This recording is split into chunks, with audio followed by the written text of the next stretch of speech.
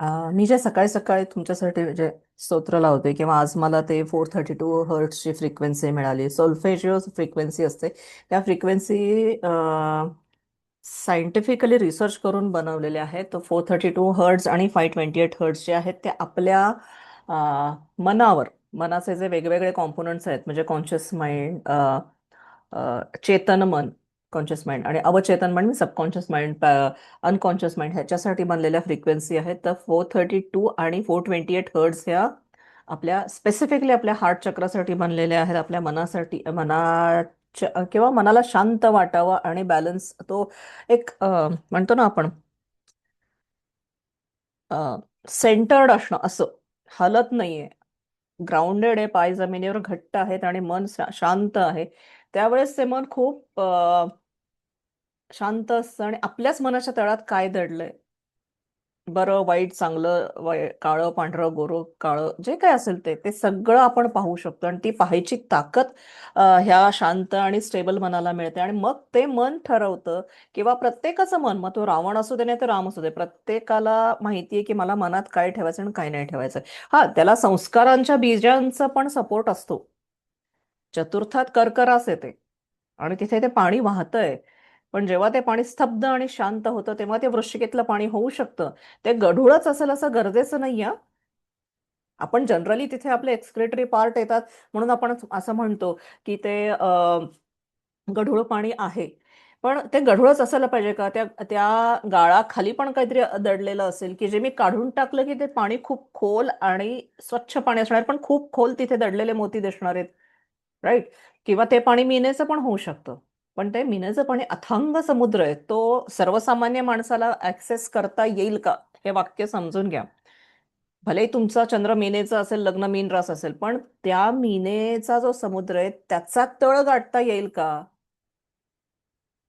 हे तुमच्या ओव्हरऑल अनेक आयुष्यांमधनं तुम्ही काय घेऊन आलाय, तुमचं नवम स्थान, पंचम स्थान, तुमचा रविचंद्र सांगणार आहे. स्पेशली फोर्थ हाऊस का?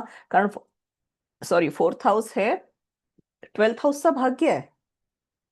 सॉरी, फ्युचर आहे, पंचम आहे, उलटा बोलते मी नेहमी. बरोबर. आणि त्या मीनेच्या समुद्राला समजायची ताकद माझ्याकडे आहे का, हे जर बघायचं असेल तर अष्टम स्थान पण बघायला लागेल. की या आयुष्यात मला कुठली कर्ज फेडायची आहेत, कुठल्या दुःखांमधनं जायचं आणि कुठल्या बेसिकली ट्रान्सफॉर्मेशन मधनं जायचंय. जेव्हा तुम्ही अष्टमाकडे बारकाईने लक्ष देता त्यावेळेसच तुम्हाला कळेल की तुमच्याकडे व्यक्ती जशी येते म्हणजे कुठल्या माइंडसेट मधनं ती आली, आणि तिला काय ठेवायला आपण सांगायचं आणि काय सोडायचं हे आपलं कर्तव्य आहे. पण तो आत्ता दुःखात ना आलाय का, अ, अ, काही कॉम्पिटिशनचा प्रश्न आहे, नोकरीचा प्रश्न आहे, लाईक षड्रिपूंचा प्रश्न आहे, 6th हाऊस, 8th हाऊस, पण 12th हाऊस मध्ये ती ताकद आहे का नाही हे बघायला तिचं अष्टम स्थान बघायला पाहिजे. कारण अष्टमच आहे की जेव्हा ट्रान्सफॉर्मेशन, डीप ट्रान्सफॉर्मेशन होतं. Deep transformation is nothing but तुम्ही आपण जेव्हा एक वॉशिंग मशीन यायच्या आधी आपण कपडे धुवायचे बघा घरी, तेव्हा जे शेवटचं रिन्झिंग असतं ना, खूप खळबळून खळबळून खळबळून त्यातला सगळा म्हणजे आधी ब्रश मारतो कपड्यांवर, त्याला पाहिजे तर धोपडतो धोपटण्यानी, आणि शेवटी पूर्ण स्वच्छ करतो. आणि जे स्वच्छ निघालेलं वस्त्र आहे, ते मी नेते. पण ती जे सगळी ही जी प्रोसेस आहे ना धुण्याची, ती अष्टमात होत असते. जेव्हा ती व्यक्ती सांगत असते, जातक तुम्हाला सांगत असते की माझ्या आयुष्यात हे हे हे हे झालंय, त्यावेळेसच तुम्हाला कळेल की त्याचं कुठल्या लेवलपर्यंत ट्रान्सफॉर्मेशन झालं, आणि मग तो 12th हाऊसचा प्रवास घेऊ शकतो. ओके. आणि 12th हाऊसचा प्रवास जेव्हा होतो तेव्हा 4th हाऊस दाखवत असतो, तो घेऊ शकतो की नाही, कसं कनेक्टेड आहे बघा मोक्ष त्रिकोण. मोक्ष म्हणजे काय, पलीकडच्या जगातलं नाही हो, इथे राहून पण मोक्ष मिळतो. की चतुर्थ स्थान आणि चतुर्थेश आणि चंद्र, मनाचा कारक चंद्र जितका सुस्थित तितकं तुम्हाला माहितीये की तुम्ही पलीकडचा प्रवास घेऊ शकणार आहात, किंवा त्याची सुरुवात होऊ शकते. ओके. सो जेव्हा तुम्ही कर्करास आपण शिकू तेव्हा परत ह्याचा मला रेफरन्स द्या, मला आठवण करून द्या की हे आपण असं बोललो होतो चंद्र शिकताना. So let's begin. हा, तर त्या हेतूने मी तुम्हाला ते 528 हर्ट्ज आत्ता जे म्युझिक लावलं होतं, इट हॅज गॉट मिनिंग. म्हणजे मला आज प्रार्थना पण, प्रेयर करायची पण गरज वाटली नव्हती, म्हणजे इतकं शांत ते म्युझिक आहे. काल रात्री मी ते ऐकत झोपले होते, म्हणजे मला ही सवय आहे, रात्री मी असं काहीतरी लावून झोपत असते. राईट. सो तुम्हाला आवडत असेल तर तुम्हाला पण ती लिंक मी शेअर करेन. It will heal your moon. So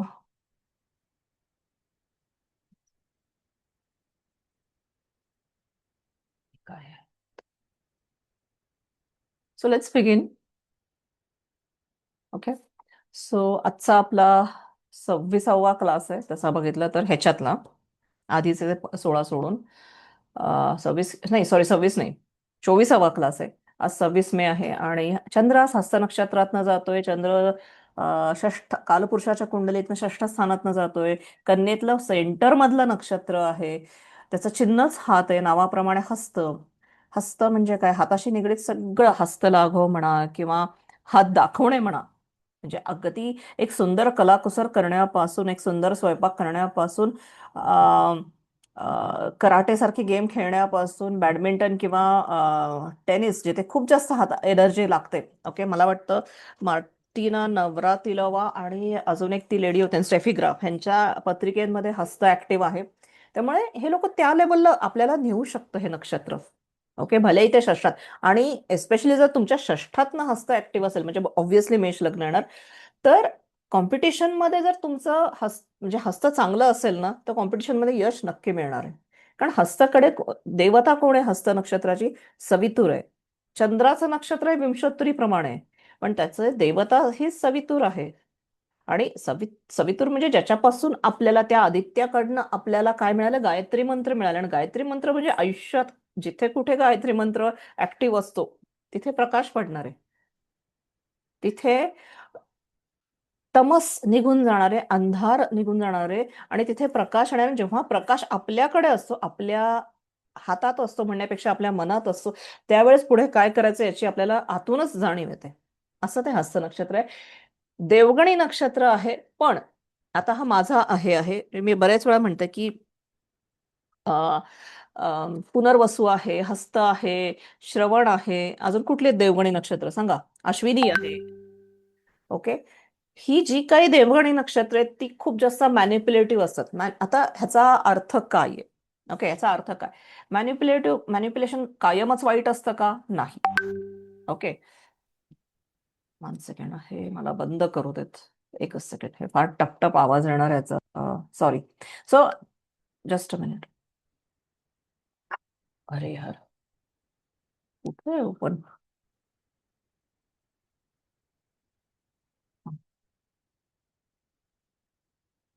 तर कायमच हस्त नक्षत्र हे वाईट असतं का?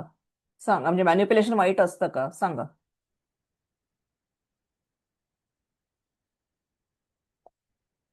एनीवन? कायमच ते वाईट असतं का? नाही. नाही. हा, मग का? कारण कधी कधी त्या मॅनिप्युलेशन मधनं पीपल ऍट लार्ज किंवा मोठ्या ग्रुपचं जर भलं होत असेल किंवा चांगल्या लोकांचं भलं होत असेल तर असं केलं जातं. म्हणजे जसं आपलं समुद्र मंथनामध्ये आपण म्हणतो की हम्म. हम्म. त्यांनी फॉर्म चेंज केलं. So it was for the betterment. जर त्यांच्याकडे गेलं असतं तर it would have been used for hmm. Wrong things. तर त्यावेळेला म्हणजे ह्या मॉरल कंपास वरती खरंच माझाही क्वेश्चन आहे की मग आपण त्याच्यात म्हणजे देवाने त्याच्यात इंटरफेअर केलं जे काय घडणार होतं ते. पण ते गरजेचं होतं कारण नंतरच्या याच्यासाठी ते चांगलं होतं किंवा त्यांच्या फायद्यासाठीचं होतं. ऍक्च्युली पण बऱ्याच वेळा जर तुमचा चंद्र दूषित असेल, तुमचा ओव्हरऑल म्हणजे लिमिनरीज रवी चंद्र, हा तारतम्य वापरावं लागतं. पण बऱ्याच वेळा मी असेही पाहिलेत की ज्यांचे चंद्र आणि रवी लग्न लग्नेशा सोबत पंचम नवम जर खराब असेल थोडंसं, तर हे लोक ह्या हस्तचा वापर इमोशनल मॅनिप्युलेशनसाठी, स्वतःचा स्वार्थ साधायला करून घेतात. हा माझा अनुभव आहे. ओके. सो अगेन असं नाहीये की मॅनिप्युलेशन करू नये किंवा म्हणजे हेच लाईक दॅट, खोटं बोलावं की नाही. परिस्थिती सिच्युएशन बघून खोटं बोलावं लागतं कधी कधी. जसं किंवा पळपुटेपणाचा स्वभाव, श्रीकृष्णाने सुद्धा म्हणजे पळ काढलेला आहे. रणछोडदास त्याचं नाव उगाचच नाही पडलंय. पण ऍट द सेम टाइम आपण ते करताना, आता ते करताना स्वतःला ती जाणीव आहे का की मी कुठल्या लेवलचं मॅनिप्युलेशन करतेय? हे लक्षात ठेवून आपण काम करायचंय. सो असं हे हस्त नक्षत्राची एनर्जी की मी बघितलंय बेसिकली. कारण षष्ठ स्थान काय आहे ना, षष्ठ स्थानात चंद्र आला किंवा रवीसारखा ग्रह आला, तुमचं डेली रुटीन खूप छान असतं. ओके. आणि तिथे तुम्ही सेवा पण देता, पण कुठे आणि पण ऐकतात ही लोक कशी असतात ना, हे लोक पडद्याच्या पाठीमागे, हो इंटेन्शन खूप महत्वाचं आहे की मायाताई, पडद्याच्या पाठीमागे उभं राहून काम करणारे लोक असतात. षष्ठ स्थानातनं चंद्र रवी सारखे ग्रह काम करतात. पण आत डीप डिझायर काय असते की मला पुढे यायचंय, मला लाईमलाईट मध्ये यायचं, ही डीप डिझायर असते. फक्त ते थोडंसं करेज कमी पडतं किंवा व्हॉट एव्हर इट इज, किंवा मनाचं सामर्थ्य कमी पडतं. इट्स लाईक ह्युमिलिटीचा मास्क घालतात हे लोक आणि पाठीमागे राहतात, पण इच्छा ती असते. म्हणजे हा माझा अनुभव आतापर्यंत आलेले हस्त एस्पेशली मी जे बघितलेत की अतिशय उत्तम असतात. ह्यांचं गणित चांगलं असतं, किंवा फायनान्सशी रिलेटेड यांची कामं चांगली असतात, किंवा ह्यांच्या हातात काहीतरी अशी ताकद असते. Either they are good at cooking or they are good at painting, drawing, playing instrument. Okay. आणि असं म्हणजे जे काही हाताशी निगडीत जे काही आहे ना, त्याच्याशी हे हसतंय. तसं मी ओव्हरऑल जर मी एक स्टेटमेंट करायचं, it is a very bold statement की देवगणी नक्षत्र मॅनिप्युलेटिव्ह मला म्हणजे आढळलेली आहेत. त्या कारण काय आहे ना, त्याच्या पाठीमागचं आता लाईक अपर्णा म्हणाल्या की तो जरी कॉन्फ्लिक्ट असला ना, तरी ऍज अन एस्ट्रॉलॉजर आपल्याला ते थोडंसं लक्षात ठेवायला लागेल की कारण ऑन दॅट बेसिस आपण त्याला गायडन्स देणार आहोत. कारण काय म्हणतात ते, राक्षसगणी नक्षत्र तुम्ही इमॅजिन करू शकतात की ते कसे वागणार आहेत. You can anticipate their behaviour. ते क्रूरपणे वागणार आहेत, ते आपल्याला फटके देऊ शकतात, त्यांच्याकडनं ते रागाने वागणार आहेत, वाटेल तसं बोलू शकणार आहेत. कृतिका कापू शकते, विशाखा भरकटत जाऊ शकतं, ज्येष्ठा मला पाहिजेच आहे ज्येष्ठत्व, हे आपण अंदाज लावू शकतो. पण हे जे देवगणी नक्षत्र आहे ना, ह्यांच्या कृतींचा अंदाज लावता येत नाही. मग जेव्हा तुमच्याकडे मॅच मेकिंगला पत्रिका येते, येस दे प्रिटेंड व्हेरी वेल. जेव्हा तुमच्याकडे मॅच मेकिंगला पत्रिका येते, त्यावेळेस हा पॉइंट मात्र विसरून चालणार नाही. मग तिथे नाही म्हणायचं की ते देवगणी नक्षत्र आणि ते चांगलंय, गो अहेड. नो. फसू शकतो व्यक्ती. ओके. हे मला म्हणजे बेसिकली सांगायचं होतं. राईट. खूप सटल लेयर्स आहेत ह्या ज्योतिषाच्या, पण ह्या अनुभवाने येतात.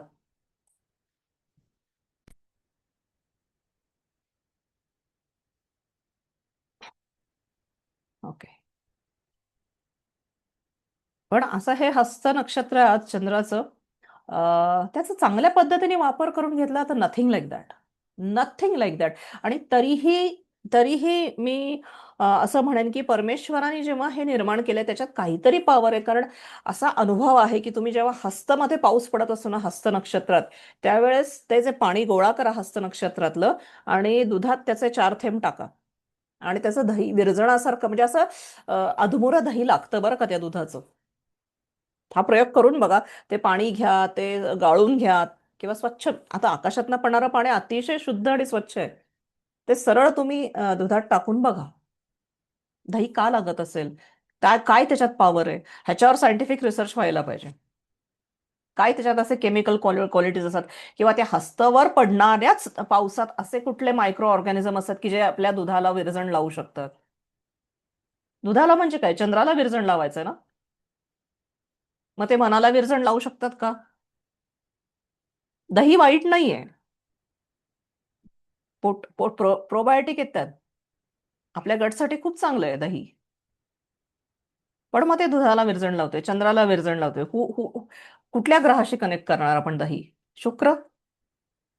स्वरूप पालटतंय सगळं. पण स्वरूप पालटणं तर मग मी अष्टमाकडे देईन, ट्रान्सफॉर्मेशन आहे ना. करेक्ट. मग ट्रान्सफॉर्मेशन म्हणजे मग मंगळ करणार आहे का? नाही. केतू करेल ना कोलॉड, काटछाट करून. दुधाचे काही दुधाला जे काही त्याचं मॉलिक्युलर हे असेल त्याचं स्ट्रक्चर, ते बदलून दह्यात कन्वर्ट करतोय तो. Transforming.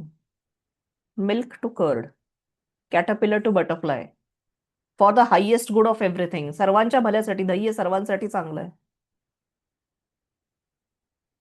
Got it. Yeah. So let's go back to our moon, लाडका चंद्र. सो आपला म्हणजे आता मी तेच म्हणते ना, की प्रत्येक गोष्टीकडे बघायचं दृष्टिकोन ठरवेल, की व्यक्ती चांगली आहे, वाईट आहे, न्यूट्रल आहे, जे काही आहे. पण एक गोष्ट कायम मनात ठेवायची, की व्यक्ती आहे तशी आहे, त्याला परमेश्वराने निर्माण केलंय. सो माझं परसेप्शन कसं याकडे थोडंसं आपल्या लक्ष असायला पाहिजे. कारण जर तुमचं चुकीचं परसेप्शन असेल, तर तो तुमचा दूषित चंद्र दाखवतो. म्हणजे आपण एखाद्या गोष्टीकडे असं म्हणतात ना, की एखाद्या गोष्टीकडे अ, बघताना फक्त बघायचंय का? का नुसतं ऐकायचंय का? का त्याच्या पाठीमागे जाऊन तिथे ती व्यक्ती अशी का वागते किंवा ती घटना अशी का घडली याचं अनालिसिस करायचंय. कारण वस्तुस्थिती काहीतरी वेगळी असेल जे मला नुसतं डोळ्यांना दिसते किंवा माझ्या कानाला ऐकू येतंय. त्यामुळे चुकीच्या अर्थांमुळे जर आपण त्याला म्हणजे आपल्या चुकीच्या परसेप्शनमुळे जर मी त्याला त्या घटनेला रंग दिला, तर मात्र मला त्रास होऊ शकतो. कारण चंद्र हा रियालिटी वस्तुस्थितीपेक्षा अनुभवलेल्या वस्तुस्थितीकडे जास्त लक्ष देतो. कारण मन अनुभव आहे. मनाकडे गुरुचे गुणधर्म नाहीयेत. मन भावनांचा कारक आहे. विजडमचा कारक नाहीये चंद्र. त्यामुळे त्याला जे अनुभव येतात तसं तो त्याचा परसेप्शन घडत जातं. म्हणजे घटना त्या दुःख देत नाहीत, पण त्या घटनेचा तुम्ही कुठल्या चष्म्यातनं तुम्ही बघताय. म्हणून आपण म्हणतो ना, अरे जरा डोळ्यांवरचा चष्मा पुसून घे, त्या काचा पुस, कायमच काळ्या चष्म्यातनं बघू नये. मग त्याचं मानसिक इंटरप्रिटेशन काय आहे, त्याचे जी जी काही घटना घडतीये, ओके, त्याचे अंतर्मनात त्याचे काय हे इको निघतोय, प्रतिध्वनी काय निघतोय, मग त्याच्यातनं मला दुःख वाटतंय का सुख वाटतंय, ह्याच्यावरून तुमचं अनालिसिस ठरतं की काय चालू आहे आणि तुमच्या मनाला काय वाटतंय आणि ते तुम्ही कसं व्यक्त करता. त्यामुळे जसं मी इथे लिहिलंय हे उदाहरण, की सेम घटना आहे किंवा एक कुटुंब आहे. फॉर एक्झाम्पल, एका कुटुंबात 2 मुलं आहेत. लेट्स अज्युम की कोविडमध्ये बऱ्याच मुलांचे आई वडील गेले किंवा लिव्ह इट. एक एक फॅमिली आहे. दोन दोन मुलं आहेत त्यांना आणि त्या फॅमिलीमध्ये आई वडिलांचा डिवोर्स होतोय. त्यातली एक मुलगा कोसळतो आणि एक मुलगा घट्ट उभा राहतो. शांतपणे उभा राहतो. कारण तुम्ही त्या घटनेकडे कसं बघता ह्याच्यावर तुमचं रिॲक्शन डिपेंडंट असतं. तो फरक बाहेर नसतो, तो फरक आत असतो. आपल्या खोल मनावर काय त्याचे ओरखाडे उठलेत त्याच्यावर असतो. तो फरक चंद्रात असतो. तो तुमचा चंद्र दाखवतो की तुम्ही कसे रिॲक्ट होणार. मग जो कोलमडून पडतो त्याला थेरपीची गरज आहे. राईट. घटना तीच आहे, आई वडील तेच आहेत दोघांचे. आय होप तुम्हाला कळतंय मी काय म्हणते. राईट. सो जर पत्रिकेतले गुरु शुक्र बुध शुभ असले तर काय करतात गुरु, एखाद्या गोष्टीला विस्डम देतो, डिस्क्रिमिनेट करायला त्याच्या गोष्टीचा खरा अर्थ सांगतो. शुक्र आनंद म्हणजे लक्झरी प्लेजर ह्या सगळी साधनं, आनंद ज्यातनं मिळतो, रस ज्यातनं मिळतो त्याची साधनं देतो. बुध काय देतो तुम्हाला, गोष्टी काय आहेत ते समजून घ्यायचं बुद्धी देतो. विस्डम नाही देत, फक्त समजून देतो काय चालू आहे. सूर्य तुम्हाला नेम फेम देतो. पण चंद्र जर दूषित असेल तर जे काय चालू आहे, आता मी काय वाक्य लिहिलंय, गुरु शुक्र बुध शुभ आहे त्यामुळे हे सगळं आहे छान असताना सुद्धा चंद्र, जर चंद्र बिघडलेला असेल, मग चंद्र कशामुळे बिघडतो ते पुढच्या स्लाइडमध्ये बनणार. जर चंद्र बिघडलेला असेल तर चांगलं असतं, हातात अमृत आलंय ते सुद्धा अनुभवण्याची क्षमताच नसते त्या व्यक्तीची. अशी लोक आपण म्हणतो ना, भरल्या ताटावरनं उठून जाऊ शकतात. म्हणून या चंद्राला ट्रेन करणं, त्याच्यावर संस्कार करणं खूप महत्वाचं आहे. सो चंद्र ही एक प्रकारची इमोशनल इम्युनिटी आहे. शारीरिक इम्युनिटी आपण फर्स्ट हाऊस वरनं बघतो. माझा कारण फर्स्ट हाऊस म्हणजे मेष रास म्हणा, फर्स्ट हाऊस म्हणा, तुमचा देह आहे. मंगळ हा देहकारक आहे ह्यासाठीच. मी आजारी पडणार आहे की नाही, मला इन्फेक्शन होणार आहे की नाही, फर्स्ट हाऊस, फर्स्ट लॉर्ड आणि रवी दाखवतो. पण माझ्या मनाला दुखणार आहे का, माझं मन कोलमडून पडणार आहे का, मी कोसळणार आहे का, वाईट परिस्थितीतनं सुद्धा मी उभं राहणार आहे, हे तुमच्या मनाची स्ट्रेंथ सांगत असते. हे तुमचं मन किती स्टेबल आहे सांगत असतं. एक स्टेबल माइंड म्हणजे सुस्थित चंद्र आहे. जीवनातली दुःख, बदल, अनसर्टॅनिटी हे सगळं पचवून पेलून त्यातनं बाहेर पडणं. म्हणून वृश्चिकेतनं जाताना चंद्राला खूप त्रास होतो आणि म्हणून तो चंद्र तिथे कमी पडतो, तो घाबरतो. अरे कुणाला आवडणार आहे एवढ्या सगळ्या त्या समुद्र मंथनातनं बाहेर पडायला. हो, अष्टमस्थान हे समुद्र मंथन आहे. घुसळून निघणं आवडेल का हो? मला मला तरी नाही आवडणार. एकदा ठीक आहे, दोनदा ठीक आहे, सारखं सारखं नाही आवडणार. म्हणजे किती अनेक वेळा मी पण परमेश्वराला म्हणते, अरे तू अजून मला किती ठोकून काढणार आहेस, तू मला किती ते मूर्ती बनवायला ते किती त्या त्या त्या दगडाला कधी विचारतो का, अरे तुला दुखतंय का? आपण किती त्याला पैलू पाडत असतो, किती त्याला ठोकत असतो, सो दॅट त्यातनं एक सुंदर मूर्ती निघेल.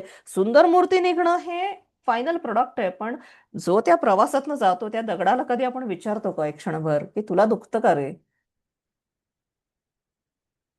राईट. आणि तसं दगडासारखं घट्ट राहता यावं, पाय रोवून कारण दगडच आहे, म्हणजे simple, again coming back to 5 elements, तो दगडच आहे की जो पाय रोवून उभा राहू शकतो. सो म्हणून अष्टमाच्या समोर वृषभ रास येते, तिथे चंद्राला उच्चत्व दिलं गेलेलं आहे, कारण तिथे तो स्टेबल राहू शकतो. आधीच चंद्र नाजूक आहे आणि चंचल आहे, त्यातून तो अष्टमातनं जाताना त्याला किती वेदना होतील. पण विजावी 180 डिग्रीज अपोजिट वृषभ रास येते, आणि म्हणून तिथे त्याला उच्च स्थान दिलंय, कारण तिथे तो स्टेबल राहू शकतो. जलतत्वात बघा, त्याच्या स्वतःच्या राशीत त्याला उच्च स्थान नाही दिलंय. इव्हन त्याची मूलत्रिकोण रास सुद्धा वृषभच आहे, जे त्याचं ऑफिस आहे तिथे जलतत्वात नाही दिलंय. म्हणून कर्क रास छान आहे. म्हणजे ती जर सुस्थित असेल तर संगोपन करायला सगळ्याला छान आहे. नाही तर उगाच ती केंद्रस्थानी दिली नसते परमेश्वरानी. केंद्रातल्या राशी किंवा स्थानं, सॉरी, केंद्रस्थानं ही पिलर्स आहेत आपल्या आयुष्याची. त्यासाठी आपण आयुष्यभर झटत असतो, कष्ट करत असतो केंद्रातलं जे काही आहे त्यासाठी. आणि कर्करास म्हणजे काय?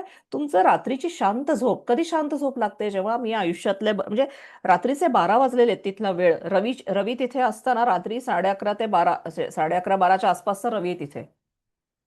ओके. सो तिथे रवीचं भ्रमण म्हणजे काय, की तिथे मी शांत झोपायचंय. माझा आत्मा तिथे आहे, की जिथे मला शांत झोपायचंय.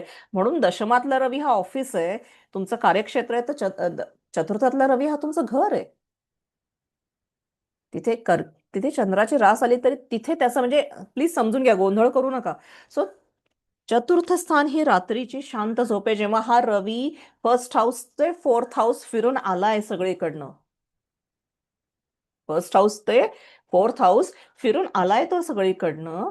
त्यामुळे तो रवी जो आहे तो म्हणतोय की आता मी सगळे माझे कर्तव्य पार पडलेत, आता मी शांत झोपू शकतो. आणि म्हणून चतुर्थाला आपण शेवटची निद्रा पण म्हणतो. आणि मी सगळी कर्म पार पडली आहेत, काही राहिलेलं नाहीये कदाचित काही करायचं ह्या जन्मासाठी तरी. ते जे समाधान असतं ते तिथे आहे. पण ते समाधान कधी येतं? जेव्हा तो चंद्र आहे ना, त्याचा ग्रह राशीस्वामी कर्क, कर्केचा राशीस्वामी चंद्र आणि कारक ग्रह चंद्र चतुर्थाचा जेव्हा तो वेल प्लेस्ड असतो, जेव्हा तो सुस्थित असतो, तेव्हा ते तुम्हाला स्टेबल माइंड मिळतं. तिथे ती इमोशनल इम्युनिटी असते. म्हणून जेव्हा जेव्हा सायकोसिसच्या पत्रिका येतात की अँझायटीचा इश्यू आहे, डिप्रेशनचा इश्यू आहे, पॅरानोइया, स्किझोफ्रेनिया, जे काही असेल, हे सगळं बघताना चंद्र चतुर्थ स्थान कर्क रास, सगळ्यात आधी फर्स्ट हाऊस बघायचंय, कारण तिथे डोकं आहे, आपलं मेंदू आहे, फर्स्ट हाऊस फर्स्ट लॉर्ड. मेष रास, ओके, नंतर मेषेचा स्वामी, चतुर्थ स्थान कर्क रास चंद्र, आणि बुध बघायचंय, कारण बुध हा नर्वस सिस्टमचा कारक आहे. हे सायकोसिस साठी बघायचंय. मन चंगा तो सब चंगा, नाही है ना? मन चंगा तो सब चंगा, नलके में भी गंगा. येणाऱ्या घरात येणाऱ्या पाणी सुद्धा तुम्हाला अमृतासारखं, गंगेच्या पाण्यासारखं वाटतं. पण त्यासाठी तुमची चंद्राची स्थिती खूप चांगली पाहिजे. त्याचा अर्थ काय, की तुम्ही आयुष्यातनं मोठमोठ्या संकटांना पार पडून पुढे जाऊ शकता. आणि जेव्हा वृश्चिकेत एखादी गोष्ट चालू असते, अष्टमात एखादी गोष्ट चालू असते, तर त्या अष्टमाचं भाग्य हे चतुर्थ आहे. ते चांगलं असेल तर ते ट्रान्सफॉर्मेशन मध्ये माणूस मोडून पडणार नाही असं तुम्ही सांगू शकता. बघा, अष्टमस्थानाची दशा आहे, अष्टमाच्या अष्टमेश म्हणजे तृतीय स्थानाची दशा चालू आहे. आयुष्यात काहीतरी चेंज होतोच.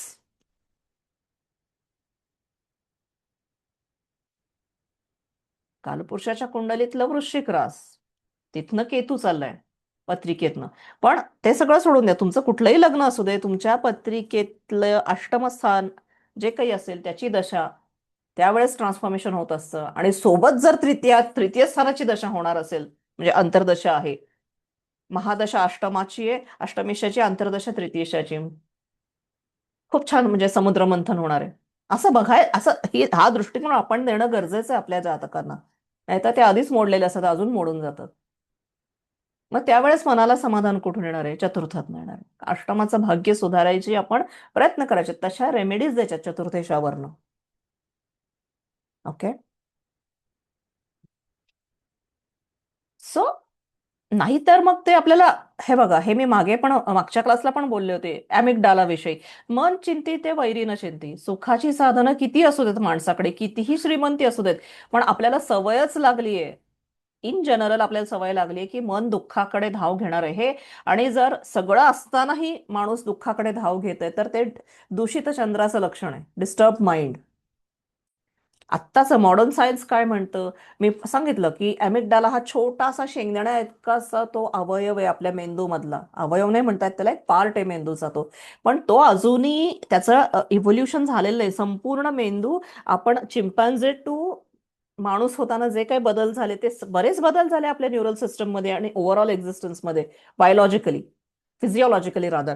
पण आपला जो ॲमिगडाला आहे तो आहे तसाच राहिलाय. म्हणून बघा, जेव्हा तुम्ही मंत्र म्हणता, अफर्मेशन म्हणता, आणि तुम्ही एस्पेशली अफर्मेशन म्हणता, त्याला अर्थ आहे ना काहीतरी. मंत्र, ज्यांना संस्कृत येतं त्यांचे मंत्र कदाचित फळत नाहीत लवकर, कारण त्यांना अर्थ माहिती आहे. Affirmations, I I am a money magnet, असं लोक 1000 वेळा, लाखो वेळा म्हणतात, 10 लाख वेळा लिहून काढतात. आजकाल ते जे काय आहे ना, मनी मनी मॅनिफेस्टेशन, जे काय अबंडन्स मॅनिफेस्टेशन, हे लोक घेतात छोटे छोटे क्लासेस, इंटरनेटवर चालू असतं सतत बंबार्डिंग. तुमच्या फेसबुकवर जा, इंस्टावर जा, ट्विटरवर जा. हे, पण ते हे नाही सांगत की अरे तुम्हाला त्या अॅमिगडाला बायपास करून जायचंय. तो अॅमिगडाला म्हणतो, अरे तू मनी मॅग्नेट आहे, मग तू अजून गरीब कायस?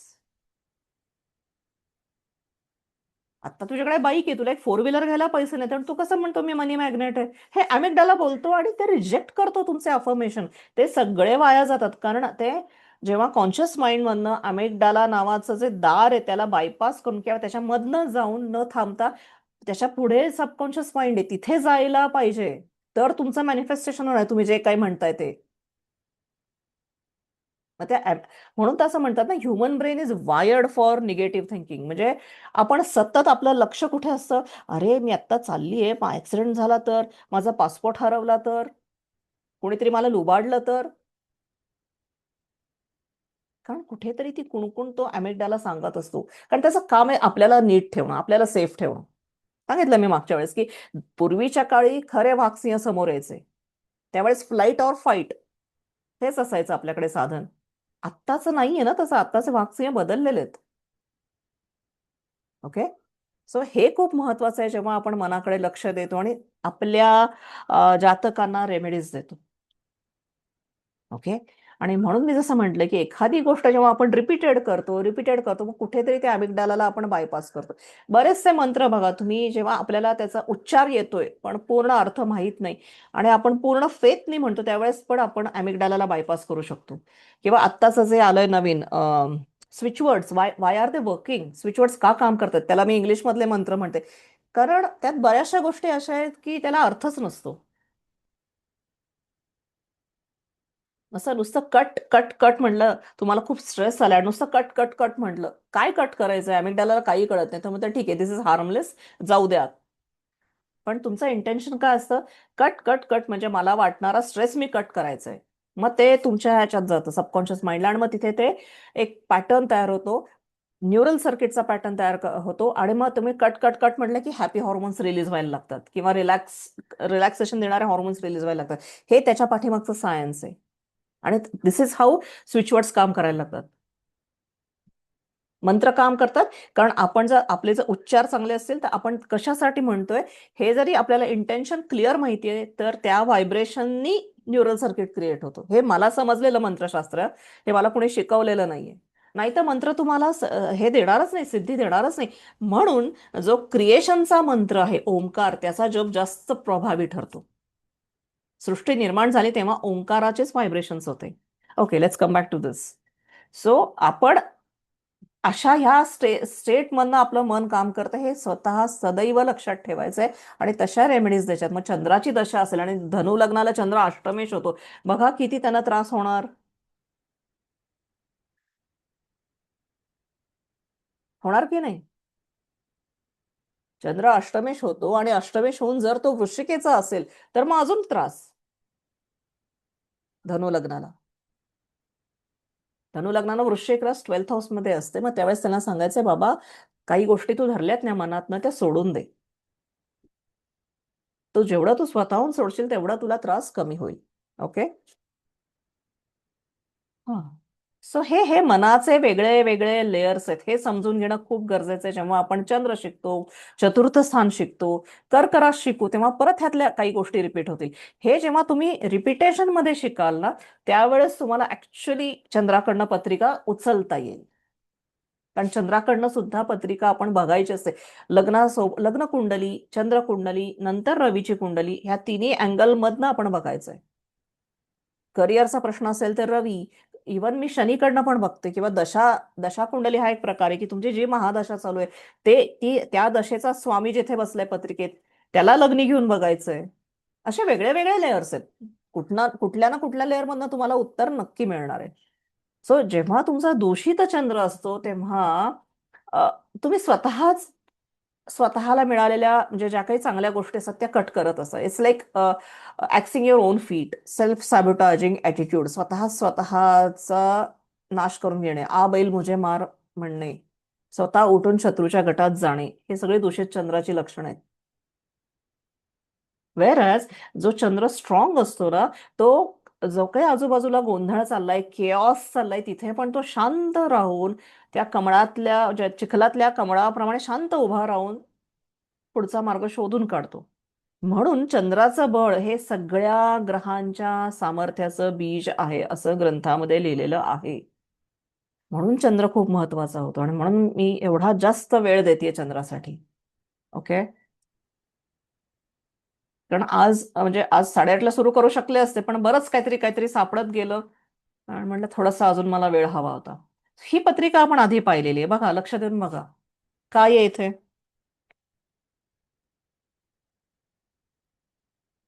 ही खूप आधी पाहिली आपण पत्रिका.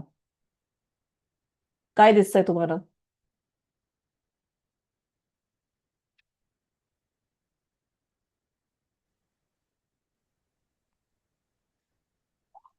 चंद्र पंचम स्थानात आणि आणि सोबत मंगळ बुध रवी केतू. कोण बोलतंय मला म्हणा. त्याची एकच मिनिट हा. एकच मी मिनिट. उत्तर हा, उत्तर हा. ठीक आहे, एकच मिनिट. मला ते व्हिडिओचा हे डिलीट करते. हा.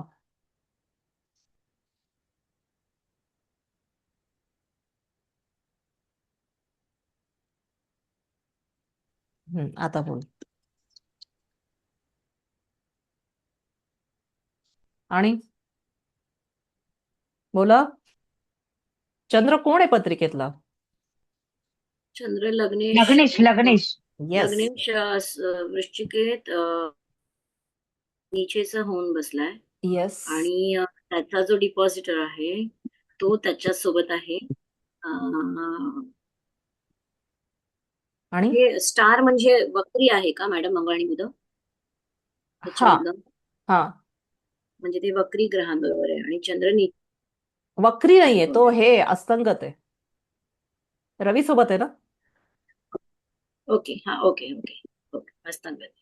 आणि तो केतू बरोबर, म्हणजे हा म्हणजे साधारणपणे हा हा अं, याच्या आसपास काय म्हणतात त्याला, रवी कुठे आहे मॅडम? रवी रवी तिथेच आहे. याचा आहे काय, नॉट अमावस्या, नाही नाही, अमावस्या ग्रहणाच्या आसपास.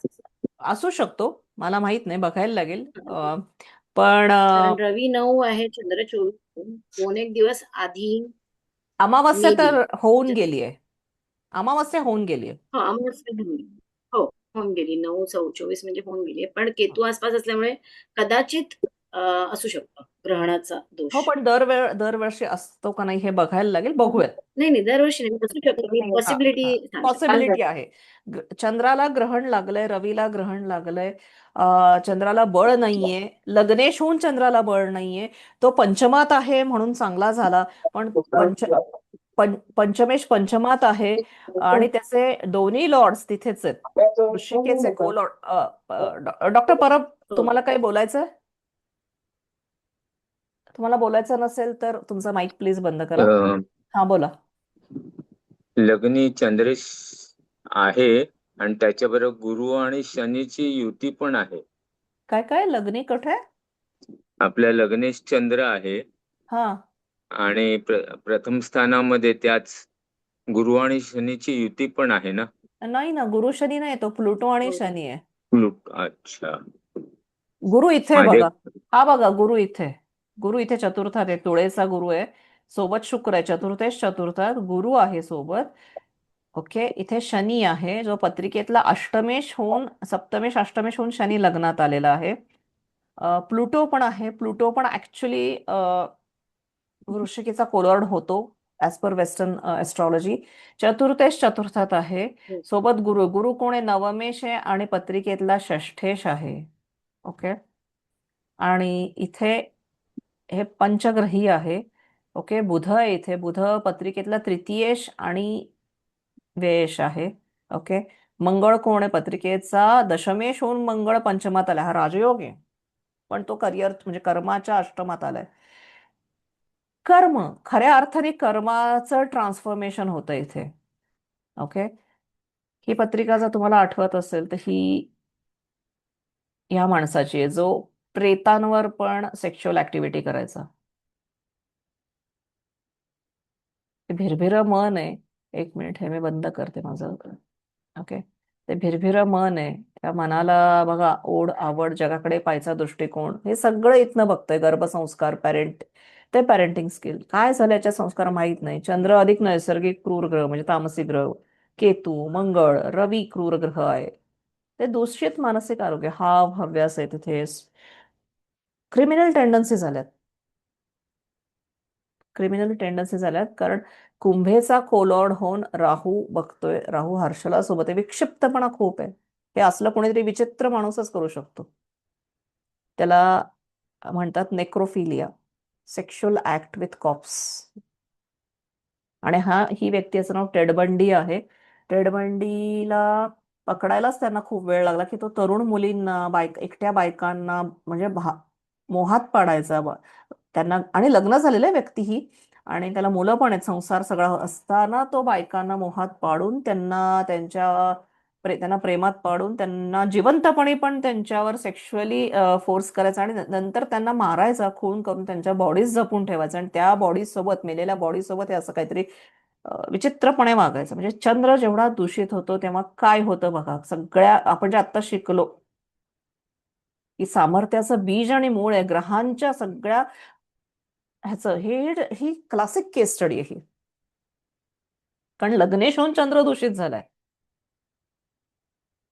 चंद्र ऍज अ चंद्र दूषित आहे, लग्नेश दूषित आहे, आणि सोबत रवी पण खराब झाला ना. रवी केतू काही चांगला योग नाहीये. आणि सगळं कालपुरुषाच्या कुंडलीत अष्टमात घडतंय हे सगळं. आणि हे सगळं इथे होतंय, बुद्धीच्या स्थानात होतंय. आणि हे कशाचं आहे? अष्टमस्थान. ट्रान्सफॉर्मेशन व्हायचंय आयुष्यात मोठं, म्हणून त्याचं कर्म इथून घडलंय बुद्धी वापरून. किती चुकीची बुद्धी वापरली गेली बघा. तिथे हा गुरु पण कमी पडलाय. खरं गुरु शुक्र एकत्र म्हणजे खूप चांगला योग आहे चतुर्थात, कमी पडलाय तो. बरोबर.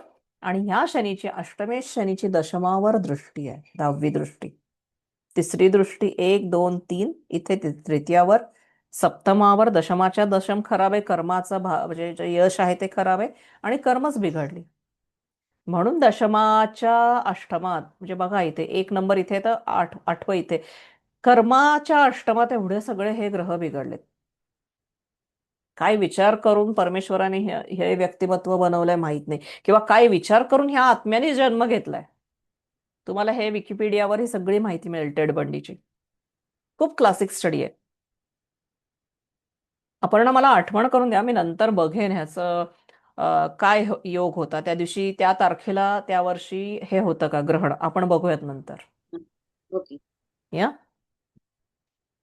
सो हे मला तुम्हाला ह्या पत्रिकेतनं काय दाखवायचं, की चंद्र बिघडलात की आयुष्याची धुळधाण लागते. आणि ह्या व्यक्तीचं कसं होतं, ह्याला पकडलं गेलं नंतर पोलिसांनी, जे स्पाईज लावले होते गव्हर्नमेंटनी, तेव्हा पकडलं. पण तरी सुद्धा कोर्ट म्हणतं प्रूफ द्या. आणि ते प्रूफ सापडत नव्हते. तो हसायचा असं लोकांचं, म्हणजे त्या जे इंटरोगेट करायचे तेव्हा तो हसायचा. ही व्यक्ती हसायची त्या लोकांना बघून, की तुम्हाला अजूनही मला प्रूव्ह करता येत नाही की मी गिल्टी आहे म्हणून. असा खूप प्रयत्न केल्यावर त्यांना त्याचा पाठीमागचा बॅकग्राऊंड त्यांनी काय केलं असेल, कसं केलं हे सापडलं. आणि मग शेवटी US गव्हर्नमेंटनी त्याला म्हणजे हे करायला टर्मिनेशनचे ऑर्डर्स दिले, म्हणजे त्याला डेथ सेंटेन्स दिलं गेलं. म्हणजे हे जर त्याच्यावर इथून गुरुची दृष्टी कुठे असते ना, लग्नी गुरु असता, अ, 11व्या सणात गुरु असता, नवमात गुरु असता, तर हे वेगळी व्यक्तिमत्व झालं असतं. एखादा मोठा सायंटिस्ट झाला असता, आध्यात्मिक गुरु झाली असती ही व्यक्ती.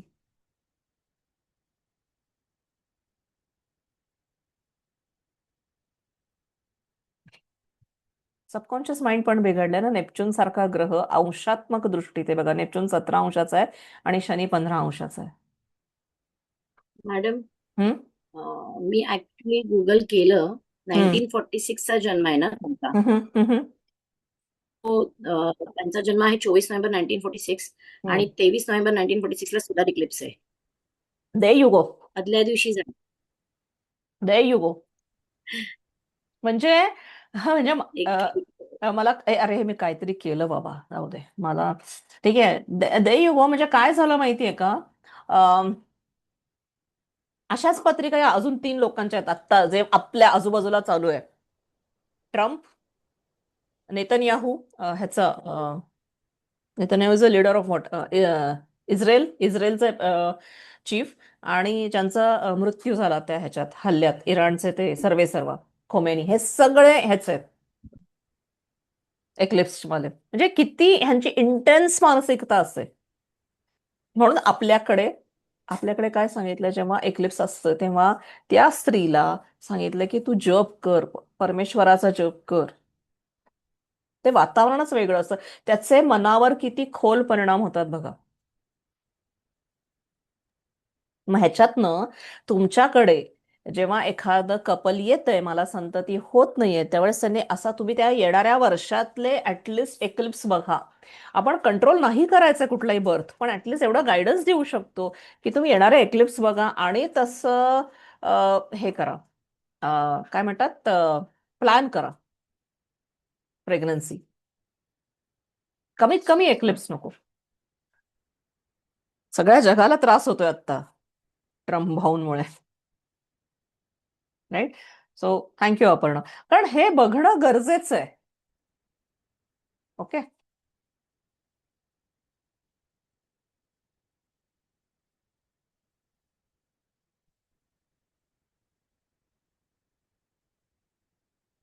ही पत्रिका मी अनेक वेळा शिकवते, कारण ह्याच्यात तर खूप काही शिकायला मिळतं, थँक्स टू व्हॉट एव्हर. पण जे काही त्यांनी केलंय ना, ते म्हणजे विचार करायच्या पलीकडचं आहे. एनिवेज, म्हणजे ह्याच्यावर आणखीन खोल मे बी ह्यांच्या जेव्हा वर्गकुंडल्यांचा अभ्यास केला जाईल तेव्हा बरीच उत्तरं मिळतील. हे तर फक्त वरचा लेअर आहे, जस्ट सुपरफिशियल लेअर.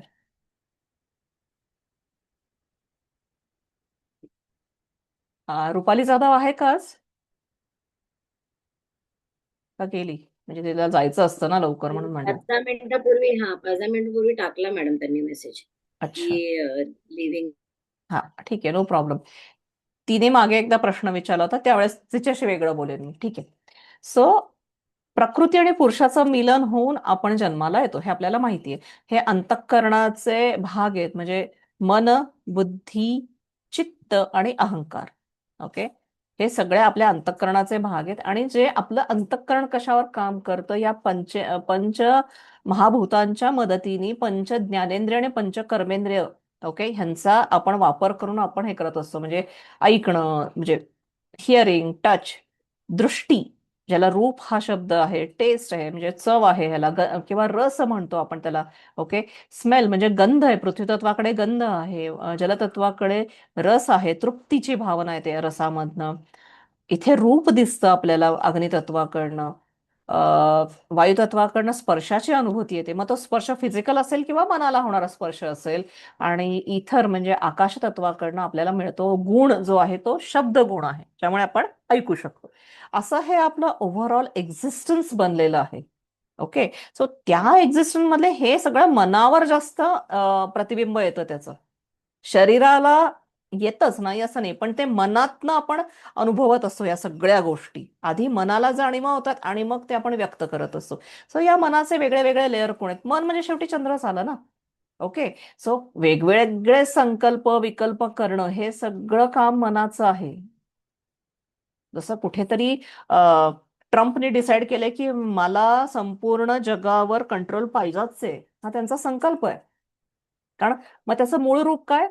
ह्याच्यातला जन्म आहे, एक्लिप्स मधला जन्म आहे. म्हणजे किती हे की तुम्ही कोणाला कंट्रोल करू शकतो का नाही हे माहीत असताना पण त्यांना कंट्रोल करायचं, म्हणजे ती तानाशाही, ती प्रवृत्ती आहे त्या मनाची. ती तशी का आली इंटेन्स प्रवृत्ती?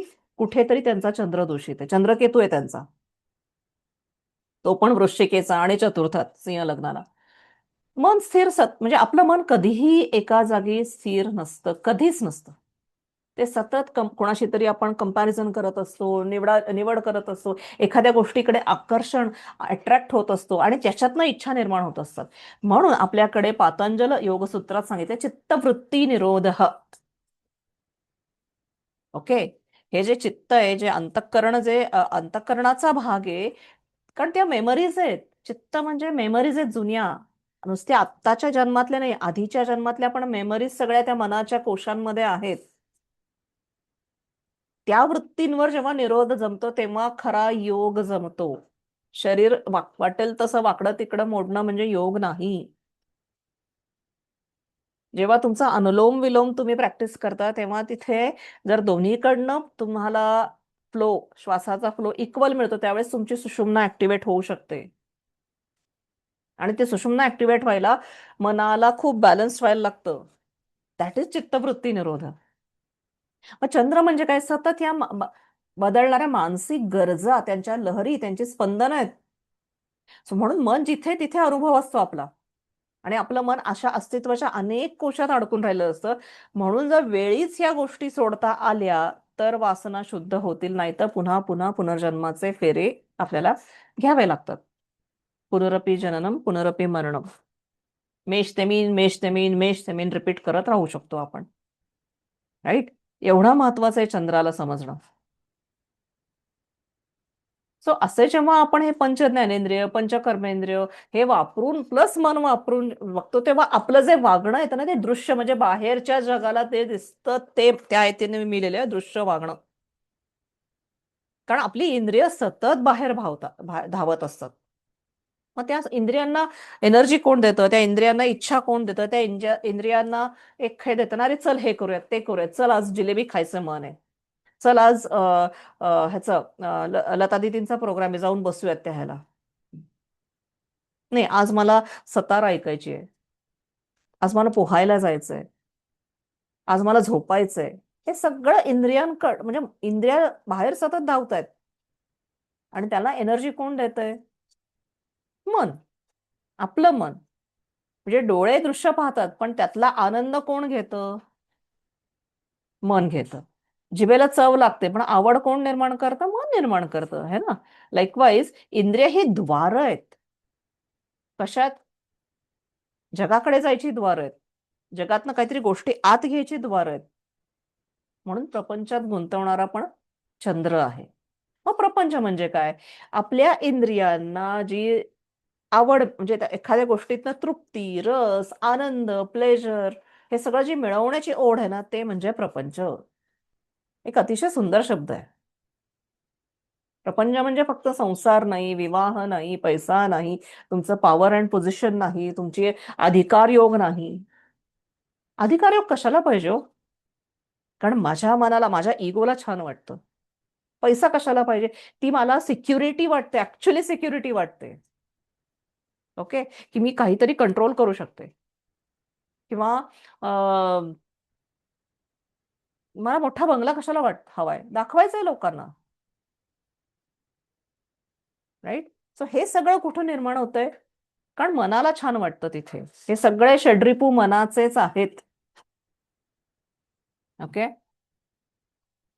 म्हणजे अनुभवांच्या मागे धावणारी जी मनाची ओढ आहे ना, तो अनुभव घ्यायचा आहे मला ह्या जन्मी. म्हणून कम व्हॉट मे, या ट्रम्प भाऊंना संपूर्ण जगावर कंट्रोल घ्यायचाच आहे. कदाचित हा जन्माचा त्यांचा तो पर्पज आहे. आणि तिथेच त्यांचा चंद्र बिघडलाय. सिंह लग्न चतुर्थात केतू आणि हे. एकच सेकंड ना, कोणाचा तरी फोन येऊन गेला. नाही, ठीक आहे. ओके,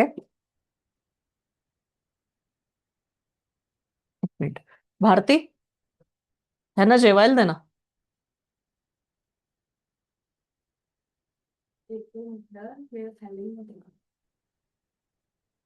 जेवायला दे.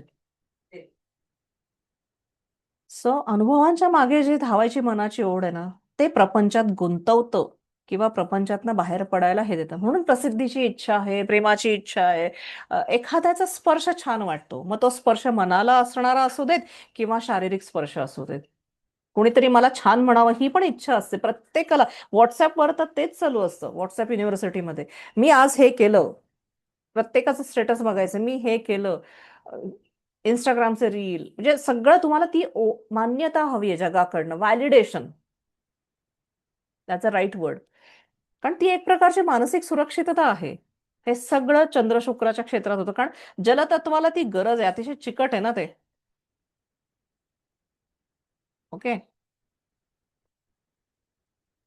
आपल्याकडे योग वासिष्ठामध्ये, उपनिषदांमध्ये, गीतेमध्ये काय म्हटलं गेलंय, अपूर्ण वासना ह्या पुनर्जन्म निर्माण करतात. इच्छा आहे तसं इच्छानुसार कर्म घडतं. कर्म कसे घडतात, ते कर्म घडायला, इच्छा यायला संस्कार कारणीभूत असतात. संस्कारच तुम्हाला सांगतात की एखादी इच्छा पुन्हा देतात ते. आणि हेच चक्र चालू राहतं, पुन्हा पुन्हा जन्म येत राहतो. संस्कार आपण द्वितीय स्थानात बघितले. द्वितीयात आपलं कुटुंब म्हणजे आई वडील बाबा असं नाही, आपलं सगळं कुटुंब, मामा मामी एकत्रित, ज्याला म्हणतो ना एक्सटेंडेड फॅमिली. आई वडिलांकडनं येणारी कुटुंब, उद्या लग्न झालं तर नवऱ्याकडनं येणारी कुटुंब, मुलाचा विवाह झाला त्यांच्याकडनं येणार, म्हणजे सगळं, म्हणजे म्हणजे जावई, जावयाचे आई वडील, सून, सुनेचे आई वडील, हे सगळं जे कुटुंब आहे ना, हे द्वितीयातनं बघतो. प्रत्येक व्यक्ती, ह्या एक्सटेंडेड कुटुंबातली व्यक्ती आपल्या मनावर संस्कार करत असते. संस्कार म्हणजे काय, कंडिशनिंग ऑफ युअर माइंड. मग तुमच्यावर संस्कार काय, आणि मन खूप ऍब्झॉर्बंट आहे. पटकन ते टिपतं, कारण जलतत्व आहे. आणि म्हणून तिथे चंद्र उच्चीचा होतोय, की तुमचे ते तुम्ही काय ऍब्झॉर्ब करताय. तुमच्यावर होणारे संस्कार हे चतुर्थात मन येतं, त्याचे लाभ आहे द्वितीय. ते लाभ चांगलं आहे का वाईट आहे, तुमचं द्वितीय स्थान सांगत असतं. ओके, त्याला जर गुरु शुक्राची साथ मिळाली तर छान आहे, नाहीतर मग राहू केतू आले तर थोडस बघायला, म्हणजे चंद्र हा तुमचे स्मृती, संस्कार, तुमच्यावर काय इम्प्रेशन झाले याचा कारक आहे. आणि द्वितीय स्थान हे पंचमाचं कर्म आहे, तुमचं पूर्वपुण्य पंचमात आहे. त्याच्यासाठी तुम्ही मागच्या जन्मात काय कर्म करून आले ते पण दाखवतंय, पूर्वपुण्य मिळवायला. या सगळ्या गोष्टी बघायच्यात आपल्याला. म्हणून ह्या सगळ्या, मन बघा ना कसं, की मनावर या सगळ्या गोष्टींचा इन्फ्लुअन्स होतो. आपण कोणाच्या जवळ असणार आहे, तो आपण देवाच्या जवळ असणार आहे, आपण निसर्गाच्या जवळ असणार, आपण कशाच्या जवळ असणार आहे, आणि त्या सगळ्यांचं इम्प्रेशन माझ्या मनावर काय होणार आहे. तुम्हाला ते खूप कॉमन हे आहे की तो कृष्णाचा रथ जो आहे भगवद्गीतेमधला, त्याचे ते 5 घोडे आहेत, ते इंद्रिय आहेत आपली, आणि त्याचा कंट्रोल कोणाकडे आहे, कृष्णाकडे आहे. आपण त्या कृष्णाला ऍक्टिव्हेट करतो का. सो व्यक्ती प्रपंचात किती अडकेल, किती सुख मानेल, किती गुरफटेल, ह्यासाठी चंद्र अनुभवायचा. प्रपंचात अडकणं कशासाठी बघायचंय, कारण त्याला जर एखादी गोष्ट नाही मिळाली, तुमच्याकडे आलंय तो जातक, मला प्रमोशन मिळणार आहे की नाही मिळणार, आणि त्याला जर आपल्याला माहितीये नाही मिळणार तर त्याला कसं सांगायचं, त्यासाठी हे एवढं सगळं तुम्हाला मी सांगतेय. कारण आपला जो मन आहे ना, आपला जो ओव्हरऑल एक्झिस्टन्स, आपला संसार, तो बाहेर नसतो, तो मनाच्या आत असतो आपला संसार. आपल्या अटॅचमेंट पॅटर्न मध्ये असतो. एखादी मुलगी येते किंवा एखादं कपल येतं किंवा एखादं, म्हणजे की त्यांच्या आयुष्यात त्याच त्याच घटना परत होतात. ती मुलगी म्हणते, आत्ता लग्न झालं, फसवणूक झाली, मग डिवोर्स झाला, मग परत दुसऱ्यांदा लग्न केलं, परत फसवणूक झाली. किंवा दुसरं लग्न नाही केलं, दुसऱ्यांदा एखादी व्यक्ती आयुष्यात आली, त्याने फसवलं, ती गेली, तिसऱ्यांदा व्यक्ती आयुष्यात आली, तिने फसवलं. का का तो पॅटर्न रिपीट होतोय. आणि तो पॅटर्न बाहेर नाही तो मी आत घेऊन आलीये. तो ह्या स्मृती आणि संस्कारामधनं घेऊन आले, तो या इमोशनल इम्प्रेशन्स मधनं मी माझ्या मनातनं घेऊन आले. मग मला ठरवायला लागेल की मला ते सोडायचंय. आणि जोपर्यंत मी तो पॅटर्न नाही लर्न करत किंवा जोपर्यंत मी त्या त्या धड्यात नाही घेत की अरे ती व्यक्ती फसवायला आली पण त्यांनी कुठल्या लेवलला फसवले, का फसवलं, कारण त्याला माहिती माझ्या काय गरजा आहेत. पुढचा प्रश्न तुमचा असणारच आहे, मॅडम कसं सांगायचं त्यांना. बघा ना, त्यांनी कुठल्या लेवलला फसवलंय, पैशांसाठी फसवलंय, शरीरासाठी शारीरिक सुखासाठी फसवलंय, नेम फेमसाठी तिचा वापर करून घेतलाय. हे बघायचंय. आणि तसा म्हणजे आपल्याला आपल्याला खरं सांगू, ऍस्ट्रो काउन्सिलर म्हणून आपल्याकडे खूप कामं येतात की कुठल्या लेवलला फसवलंय ते आणि त्या गरजा किंवा तिला त्याच्याकडनं काय हवं होतं, तो तिचा वीक पॉइंट आहे, अकिलीज हिल म्हणतात ना, की जिथे तिथे मारलं की तुला दुखणार आहे किंवा ते ओळखायचं. अरे हिला भावनिक खूप गरज आहे. मग तो समोरची व्यक्ती म्हणणार तू किती छान आहेस, तू किती कोमल आहेस, तुझ्याकडे हे चांगलं ते चांगलं, की तिच्या मनाला छान वाटतं आणि मग तिला वाटतं की तू माझी काळजी घेणार आहे. आणि नेमका तो जेव्हा त्याला ती पकडमध्ये येते तो तिचा उपयोग करून निघून जातो. तो आपल्या विकनेसेस, आपल्या आतल्या अंतर्मनातल्या ज्या गरजा आहेत ना, खरंच त्या आपण मॉडिफाय करायला लागतील, त्याला रिकंडिशन करायला लागेल, त्याच्यावर पुन्हा संस्कार करायला लागतील. तेव्हा मग ते पॅटर्न रिपीट नाही होणार, फसवणुकीचे पॅटर्न रिपीट नाही होणार, बॅकस्टॅबिंग पाठीमागून सुरा भोकण्याचे पॅटर्न रिपीट नाही होणार. खूप खोल आहे हे, राईट. तर त्यासाठी चंद्र, मग नुसतं तुम्ही महादेवाला अभिषेक घालून होणार आहे का ते, जोपर्यंत तुम्ही आत बघतच नाहीये मी काय करते, फक्त तुम्ही जाऊन तिथे मेकॅनिकली पाणी घेतलं, जल अर्पण केलं, ते वाया नाही जाणार आहे. त्याचं थोडंफार पुण्य मिळेल, पण समूळ काढायचं असेल, मुळापासून उखडून काढायचं असेल, जसं आयुर्वेद करतं किंवा होमिओपॅथी करते, मुळापर्यंत उखडून काढायचं असेल तर आतले हे जे आहेत ना, स्मृती संस्कार आणि इमोशनल इम्प्रेशन, हे तुम्हाला अनालाइज करायला लागेल, ते समोर आणायला लागेल, ते फेस करावं लागेल. त्यासाठी निधडी छाती लागते. आणि त्यासाठी मी कायम म्हणते की प्रत्येक माणसाने थेरपिस्टकडे जावं. काही चुकीचं नाही, याचा अर्थ नाही की तुम्ही वेडे आहात किंवा तुम्हाला तुमचं मन खराब, म्हणजे आजार आहे तुम्हाला, काहीतरी मानसिक आजार, असं नाहीये.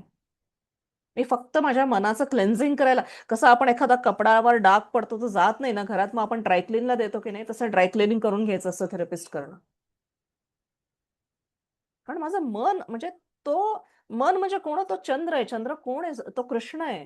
कृष्ण उगाच नाही कृष्णाला चंद्रवंशी बनवलंय, की जो तुमच्या रथाचा तो सारथी आहे. मला ते त्या सारथीला स्ट्रॉंग करायला लागेल ना, ती पण जबाबदारी माझीच आहे, कृष्ण नाही करणार आहे. हा, तुम्ही प्रार्थना करा कृष्णाला की मला तू तू प्रेरणा दे की मी माझा चंद्र, माझा सारथी मजबूत ठेवेन. ठीक आहे. सो एक विरोधाभास आहे ह्याच्यात, की चंद्रच प्रपंचात गुंतवतो आणि चंद्राला जेव्हा कळतं की अरे हे चुकीचं आहे, त्यावेळेस तो मोक्षाची ओढ निर्माण करतो. इथे ते उदाहरण देईन की मी जे मागच्या वेळेस सांगितलं होतं, तो मूवी बघा तुम्ही, ब्युटिफुल माइंड, त्याचा डॉक्टर जॉन नॅश, ओके, की ज्यांना सायकोसिस असतो, त्यांची पत्रिका आहे बहुतेक ह्याच्यात, नंतर बघू. त्यांना स्किझोफ्रेनिया असतो आणि ते वेगळ्या जगात वावरत असतात. आणि त्यावेळेस ती पत्नी, म्हणजे त्यांना कळत नसतं, ते औषधं पण घेत नाहीत आणि त्यांना वाटतं ते दुसरं जग ते खरं आहे आणि इथलं जग खोटं आहे. मग पत्नीने सोडलेलं असं, अलिसियाने त्यांना डिवोर्स दिलेलं असं, पण ती त्यांची काळजी घेत असते. आणि एक दिवस ती म्हणते की ती सांगते, ती बघते त्या नवऱ्याचं काम, तो कुठेतरी दुसरीकडे आकाशात खोल पोकळ ह्याच्यात बघत असतो, त्याचं म्हणतो तुला ते दिसतायत ना, तो म्हणतो हो, ते माझ्याशी बोलतायत. मग ती म्हणते जॉनला की तू त्यांना टच करू शकतो, त्याच्या त्याच्या चेहऱ्यावर प्रश्नचिन्ह असतो. ते म्हणे मला टच कर, असं असं टच कर म्हणते, त्याचा हात घेऊन गालायला लावते. मी तुला इथे जाणवते ना, तुला फील होतंय ना, त्यांना टच कर. तो त्याच्या आयुष्यातला टर्निंग पॉइंट असतो. त्यावेळेस ती व्यक्ती आयुष्याकडे युटर्न घेते आणि मग पुढे आणखीन काम करते, की जेणेकरून त्याचा ऍक्च्युली वयाच्या 65व्या वर्षी त्या व्यक्तीला, म्हणजे माझ्या डोळ्यात पाणी येतं की हा जो, ती त्यावेळेस त्या कृष्णाचा रोल प्ले करत असते अलिशा, की तू मला टच करून बघ, मी सत्य आहे, ते सत्य नाहीये, मी वास्तव आहे. आणि त्यावेळेस ती व्यक्ती जॉन नॅश ती आयुष्याकडे वळते. तो पण मोक्षच आहे ना, detachment, detachment from imaginary world. Please बघा तुम्ही, तो मूवी कळत नाही बरं का पटकन, पण बघा, काहीतरी कळेल तुम्हाला. ओके. कारण अस्वस्थ चंद्र बाहेर धावतो आणि जो परिपक्व जो मॅच्युअर्ड चंद्र आहे तो आत राहतो, तो शांत राहतो. म्हणून फकीर लोक बघा, त्यांना कशाची गरज नसते. आज नाही उद्या आपल्या प्रत्येकाला फकीर व्हायचंय. या जन्मात नाही तर इथून पुढच्या 100व्या जन्मात आपल्याला फकीरच व्हायचं, आपल्याला केतूच व्हायचं. म्हणून केतूला शिखी सर्वोच्च ग्रहाचा मान दिलेला आहे. कारण केतूचा वास आत असतो. राहू सारखा तो बाहेर बाहेर बाहेर बाहेर जात नाही. पण हाच बाहेर असणारा राहू बुद्धी देतोय की अनुभव घ्या, मी कसं फसवणूक करून तुम्हाला शिकवतोय, शहाणं करतोय. कुठलाही ग्रह वाईट नाहीये, तो आत जाता यायला पाहिजे. ओके. एक प्रश्न आहे तुमच्यासाठी, स्वतःला विचारा, आंघोळ केली का आज? हो. खरंच आंघोळ केली आहे? Seriously, with the maximum I try to sit for the session after taking bath. Because I believe मी एका पायच गोष्टीसाठी बसते. पण मी generally I see to it. मी हे करते. अगदी घाईत काय नाही, एक शॉवर घेऊन मॅम बसते. परत एकदा परत विचारते, प्यायच्यानंतर अपर्णा, परत एकदा विचारते, आंघोळ केलीये का? ओके, मनाची नाही. मनाने होऊ शकतं. Yes, I got the point. कळलं नाही, सगळ्यांना? अंघोळ करायचा प्रयत्न करत असते मॅडम सातत्याने.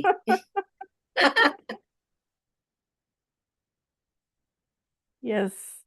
स्वतःला हा प्रश्न विचारा की मी आज आंघोळ केलीये का? तेव्हाच तुमचा चंद्र खरंच तो कंट्रोल घेईल स्वतःवर.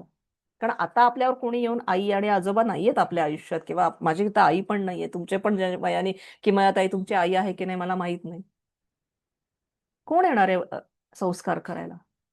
आपणच प्रयत्न करायचे, आपणच आपल्या मनाला सतत आंघोळ घालायची. एक वेळ तुम्ही शरीराला आंघोळ नका घालू, पण त्या मनाला काळजी घ्या, ते मन पवित्र राहतंय. ओके. त्याची काळजी घ्या, हे खूप महत्वाचं आहे. एवढंच मला आज तुम्हाला हे महत्वाचं, म्हणजे माझा अनुभवातनं आलेला मी मोलाचा सल्ला मी देतेय. ओके.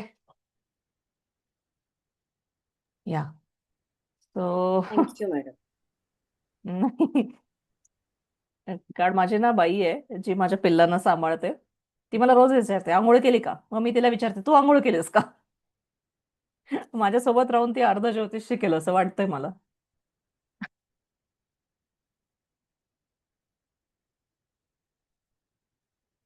सो मला हे म्हणायचं होतं, आंघोळ करणं म्हणजे आपल्या मनाच्या शुद्धतेची काळजी घेणं आहे.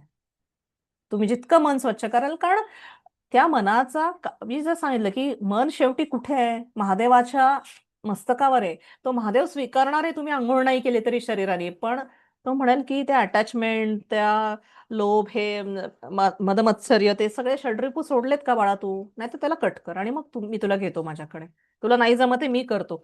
जिथे त्यांनी गंगेला स्थान दिलंय, सर्वात पवित्र नदी आपल्यातली, जिथे त्यांनी गंगेला स्थान दिलंय तिथेच चंद्र आहे. विचार करा ना याचा, का केलं असेल? त्या मनाला अंघोळ घालायला तुम्ही थेरपिस्टकडे जाऊ शकता. तुम्ही भगवद्गीता वाचा, तुम्ही ज्ञानेश्वरी वाचा, हा तुम्ही द्या सल्ला. त्याच्यातनं पण मनाला अंघोळ होते. ओके. म्हणजे परवाची जी पत्रिका होती त्या मुलीची, त्या मुलीचे फॅमिली माझ्यासोबत होती बरं का, ह्याला जायला आळंदीला. ते ते म्हणाले तुम्हाला जायचंय का? म्हणलं तयार आहे मी लगेच. म्हणजे आपला क्लास झाल्या झाल्या मला तो फोन होता, येणार का? म्हणलं एक अर्ध्या तासात मी तयार झाले. गेल्यावर कळलं की तिथे खूप गर्दी आहे. म्हणजे लक्षात तेव्हा आलं की हे आहे अधिक मास. मग म्हणलं सोने पे सुहागा माझ्यासाठी. ती मुलगी पण होती, तिच्या पत्रिकेत चंद्र राहू आहे, नवमातला चंद्र राहू आहे, धनुराशीतला. राहू पण वेल प्लेस नाहीये, राशी परत्वे, आणि चंद्र पण नाहीये. म्हणजे चंद्र आहे पण राहू नाहीये. तर अर्धा तास थांबल्यावर ती मुलगी हे म्हणाली की नाही, मला नाही थांबवत आहे इथे, मी जाणार. तरी पण वडिलांनी अजून एक अर्धा तास वाढला, पण 1 तास झाल्यावर ती म्हणली मला जायचंय. निघून गेली ती आणि मी थांबले. मी मोठेपणा केला असं नाही. सो त्याच्यानंतर ते म्हणाले की तिची ती पाखरं पाळते बरं का, पक्षी पाळले. ते म्हणे ती पण आई आहे ना शेवटी, त्या पिल्लांनी काही खाल्लं नाही तर उशीर लागतोय ना, मग आपण जाऊयात घर. बघा हा, क्षेत्रदर्शन झालं, पण एवढं असतानाही ती मुलगी तिथे नाही थांबली, कारण तिने तिचं कर्तव्य पार पाडलं. क्षणभर मी पण जजमेंटल झाले, पण नंतर मी जेव्हा फोन केला, म्हणजे त्यांनी फोन केला की तुम्ही पोहोचलात का, म्हणलं हो. म्हणलं तुम्ही का नाही थांबलं, तुमच्या मुलीला खूप गरज आहे म्हटलं त्या पत्रिकेतल्या ह्याच्यानुसार. ते म्हणे तिला ना काळजी लागली होती, त्या पक्ष्यांना कोण बघणार, त्यांना वेळेत खायला कोण देणार, त्यासाठी ती परत गेली. खूप मोठा संदेश आहे इथे. हे दरवेळेसच तुम्ही देवाकडे जाऊन सगळं होतं असं नाही. आणि जे झालं ते चांगलं झालं, काहीतरी कदाचित तिच्यावर सद्गुरूंची कृपा असेल. पत्रिकेत तर गुरु दशमात आहे, मकरेचा आहे, नीच राशीतला आहे, तरी पण म्हणजे असं आहे म्हणून ती दर्शन नाही झालं. पण असा एक डिक्टम आहे लाल किताबमध्ये, अशा लोकांनी आहे ना दशमस्थ गुरु असेल, म्हणजे मकरेचा गुरु असेल, यांनी देवदेव करू नये, कारण तुम्ही कितीही चांगलं वागला तरी तुमचा अपमानच होणार आहे, तुम्हाला हवा तसा मान मिळणार नाहीये. देवदेव केल्याने तुम्ही चांगले होता, आणि चांगले झाले की लोक तुमचं, ते कसं ना, एखादा गोड फळांचा वृक्षाला खूप जास्त दगड लागतात, तसे तुम्हाला लागू शकतात, आणि म्हणून तुम्ही देवाकडे जाऊ नये, हा त्याच्या मागचा गूढ अर्थ आहे. कदाचित त्यासाठी तिचं तिथं थांबणं झालं नाही, म्हणजे समाधीला तिचं डोकं टेकलं नाही. प्रॉबेबली तिचं पूर्वपुण्य तसं असेल, कारण तो गुरु नवमांशात सिंहेचा जातो पंचमस्थानी. ओके. पण हे मी पण क्षणभर मी झाले होते जजमेंटला, अरे म्हटलं इथपर्यंत येऊन का ती परत गेली, मला खरं आवडलं नव्हतं ते. पण मी मी कोण सांगणार, ती माझी मुलगी थोडी नाही. पण ज्यावेळेस ते कारण कळलं की अरे तिचे पक्षी तिथे वाट बघतायत, एका क्षणात माझा तो डोक्यात चढलेला माझा अहंकार तुटला, की नाही त्या मुलीचं बरोबर आहे. Okay. So this is like that. हा हे मॅडम तुम्ही हा दशमात म्हणालात आणि मकरीत, म्हणजे दशमस्थान किंवा मकर रास दोन्ही पैकी हो हो हो, दशमात गुरुचं. गुरुला बळ नसतं, कारण गुरुचं काम राज्य करणं नाहीये, तो राज्य करताय, म्हणजे राज्यकर्त्यांना, म्हणजे काय म्हणतात, किंग मेकर आहे. ओके. त्याला नेम फेमची गरज नाहीये त्या गुरुला. तो नवमात जास्त चांगलं काम करू शकतो, 12th हाऊस मध्ये चांगलं काम करू शकतो, 5th हाऊस मध्ये चांगलं काम करू शकतो. दशमस्थान त्याच्यासाठी नाही म्हणलंय, भलेही तो वन ऑफ द डिस्पॉझिटर आहे. मेन दशमाचा कारक ग्रह, नॉट डिस्पॉझिटर, कारक ग्रह, सिग्निफिकेटर बुध आहे, कारण बोलता यायला पाहिजे. मग रवी, मंगळ, शनी आणि गुरु हे सगळे ग्रह तिथे चांगलं काम करतात, पण त्या गुरुला योग्य तितका मान मिळत नाही दशमस्थ गुरुला किंवा मकरेच्या गुरुला, कारण पृथ्वी तत्व येतं तिथे थोडंफार, ते नाहीये त्याच्यासाठी. मग ज्यांचे मकरेचा गुरु असतात अशा बघा, लोकांनी देवदेव करू नये असं तुमचं म्हणणं आहे. हा, कारण ते आणखीन चांगले होतील, आणि त्यांचा गैरवापर केला जातो त्यांच्या चांगल्या गुणांचा. हे मला माहित नाही, पण मी जे शिकले ते मी तुम्हाला सांगते. हे लाल किताबची रेमेडी आहे, त्यांनी देवाकडे जाऊ नये म्हणून. ओके. एनिवेज, हे बघा, हे मी तुम्हाला परवा म्हणले ना, मॅस्लोज हायरार्की ऑफ नीड्स, हे खूप महत्वाचं आहे आयुष्य समजून घ्यायला. अन्न, वस्त्र, निवारा हे फिजिओलॉजिकल गरजा असतात, ह्याशिवाय आपण जगू नाही शकत. ओके. मग इमोशनल सिक्युरिटी, पैसा येणं, म्हणजे जगण्यासाठी येणारा पैसा येणं, जॉब असणं, अन्न पाण्याचे रिसोर्सेस असणं, सेकंड हाऊस, हे सेफ्टी नीड्स आहेत. लव्ह अँड बिलॉंगिंग नीड्स, म्हणजे सप्तम स्थान चांगलं असणं, पंचम स्थान चांगलं असतं, 11वं स्थान चांगलं असतं, फ्रेंड्स, फॅमिली अँड रिलेशनशिप, हे लव्ह अँड बिलॉंगिंग नीड्स मध्ये जातात. एस्टीम, स्टेटस, नेम, फेम, स्वातंत्र्य, मला माझी जगाला माझी एक चांगली ओळख असणं, ह्या जसं जसं माणूस आयुष्यात पुढे जातो किंवा आत्म्याची उन्नती होते, ह्या नीड्स जन्माला येतात. सेल्फ ऍक्च्युअलायझेशन, मग जेव्हा इथे जातो ना, हे ऍक्च्युअली 12th हाऊस मधलं स्थान मी म्हणू शकते, की जिथे माणूस, त्याला कळतं हे सगळं मिथ्या आहे, हे काही खरं नाहीये. पण अब्राहम मॅस्लो नावाच्या बिहेव्हिअरल सायंटिस्टनी हे शोधून काढलेत, आणि हे खूप फेमस आहे, अब्राहम मॅस्लोज हायरार्की ऑफ नीड्स. आपण बऱ्याच वेळा इथे किंवा इथे असतो, फार फार तर इथपर्यंत आलेलो असतो. मग जेव्हा दशमस्थान ऍक्टिव्हेट होतं किंवा रवी तुमचा खूप पॉवरफुल आहे, तेव्हा तुम्ही इथे वापरायला लागतं. पॉलिटिशियन्सना बघा, ह्यांना हे खूप गरज असते, स्टेटस महत्वाचा असतो, रेकग्निशन महत्वाचं असतं. काही लोक इथे अडकलेली असतात, मला फॅमिलीचं प्रेम पाहिजे, मला नवरा पाहिजे, मला पार्टनर पाहिजे, मला हे पाहिजे, मला ते पाहिजे, मला मित्रमैत्रिणी हवेत, मला ते अटॅचमेंट, सेन्स ऑफ बिलॉंगिंगनेस. आपण आता फक्त चंद्राचा विचार करतो इथे, पण हा चंद्र इथे पण काम करू शकतो एस्टीम साठी. हा चंद्र इथे पण, की ज्याला खरंच कळले की मी कोण आहे, मोक्षाकडे वळलेला चंद्र. काही चंद्र इथे काम करत असतात. 8th house, this is 4th house आणि दिस इज 8th हाऊस ज्योतिषमध्ये. ओके, हे बघा, हे असं आहे सिम्पल. सेल्फ ट्रान्सेंडन्स म्हणजे तुम्ही स्वतःच्या पलीकडे संपूर्ण सृष्टीला बघताय. तू सुरुवात इथे होते ती आत्म्याची, आणि जेव्हा जेव्हा तो मोठा, हे कोणीतरी लिहितंय, हा डॉक्टर परब प्लीज लिहू नका, तुमचं हे बंद करा, ठीक आहे. हे खूप महत्वाचं आहे. हे बघा, हे तुम्हाला जास्त कळेल की हे काय आहे.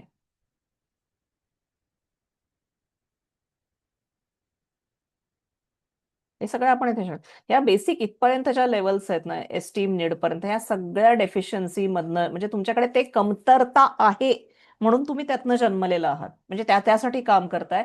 आणि ग्रोथ नीड्स म्हणजे मला ग्रोथची, खऱ्या अर्थाने ग्रोथ म्हणजे वाढ म्हणजे काय, शरीराची किंवा बँक बॅलन्सची किंवा प्रमोशनची वाढ नसते, स्टेटसची वाढ नसते, ती आत्म्याची वाढ असते. मग तिथे कॉग्निटिव्ह नीड्स जन्माला येतात. मला हे समजून घ्यायचे, अध्यात्म काय, ज्ञान काय, ज्योतिष काय, मला हे सौंदर्य, कशा शरीराचं सौंदर्य नाही वाढवायचंय, मला माझ्या अस्तित्वाचं सौंदर्य वाढवायचंय. हे जेव्हा पायऱ्या चढत जातो आणि शेवटी तो ट्रान्सेंडन्स म्हणजे ह्याच्यात जातो ती व्यक्ती, की त्याच्या पलीकडे त्याला जायचंय. ओके, या व्यक्तीला याच्या पलीकडे जायचंय. सगळ्या बेसिक ह्या सगळ्या म्हणजे डेफिशियन्सी म्हणजे कमतरतेकडे बघू नका. त्या कमतरतेच्या नीड्स मधनं ह्या सगळ्या इथपर्यंत आपण ऑपरेट करत असतो. मग जेव्हा या सगळ्या भूका भागलेल्या असतात, प्रेम आहे, पॉवर अँड पोझिशन आहे, सेफ्टी मिळाली आहे, शरीराच्या अन्न वस्त्र निवारा मिळाले, या सगळ्या गरजा भागल्या असतात, तेव्हा ऍक्च्युली हे इथून पुढे 9, 10, 11, 12 सुरू होतं. हे 12वं स्थान आहे. ज्ञान आहे ना, 9th हाऊस, कॉग्निटिव्ह नीड्स. मला हे समजूनच घ्यायचंय, आयुष्याचा अर्थ, खरा अर्थ काय. आणि खरा अर्थ जेव्हा कळतं तेव्हा आयुष्य अजून कसं सुंदर होऊ शकतं, मन किती सुंदर होऊ शकतं, आणि त्याच्यातनं तुम्ही स्वतःला जे ओळखतात ते सेल्फ ऍक्च्युअलायझेशन आहे. आदिगुरु शंकराचार्यांची स्थिती होते इथे, ज्ञानेश्वर माऊलींची स्थिती होते इथे, की त्यांनी एवढ्या कमी वयात त्यांनी जगाला एवढं मोठं ज्ञानाचं भंडार दिलं आणि निघून गेले. म्हणून मी जे छोटंसं नाव दिलंय मणिपुष्पक गुरुकुल, माझी टॅगलाईन आहे ट्रान्सेंडन्स पर्सॉनिफाईड. मी जेव्हा हे बनवले ते मला खूप लोक हसले की लोकांना कळणार नाहीये काय, पण माझी इच्छा आहे की जो कोणी इथून या गुरुकुलमधनं म्हणा, या माझ्याकडनं शिकून जाईल, त्याच्या आयुष्यात ही लेवल कुठल्या ना कुठल्या पातळीवर यायला हवी, एवढीच माझी इच्छा आहे. त्या हेतूने मी हे टॅगलाईन निवडलंय. Okay, so I wish each one of you reaching to this level, की तिथे तुम्हाला आयुष्याचा खरा अर्थ कळतोय.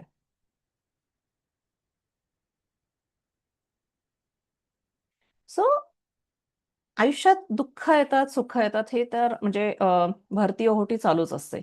सो जीवनातली दुःख कधी कधी काय करतात, ते मनाला विरक्ती देतात, आतून तोडून काढतात, आयुष्याचा खरा अर्थ शिकवतात, आणि मग चंद्र तो आत वळतो. बघा, हा सुखाची ओढ राहू देतो, आणि सुखाला सोडून आत वळणं हे केतू शिकवतो. कोण येथे राहू केतू? चंद्राचीच पिल्ल आहेत दोन्ही. बरोबर आहे की नाही?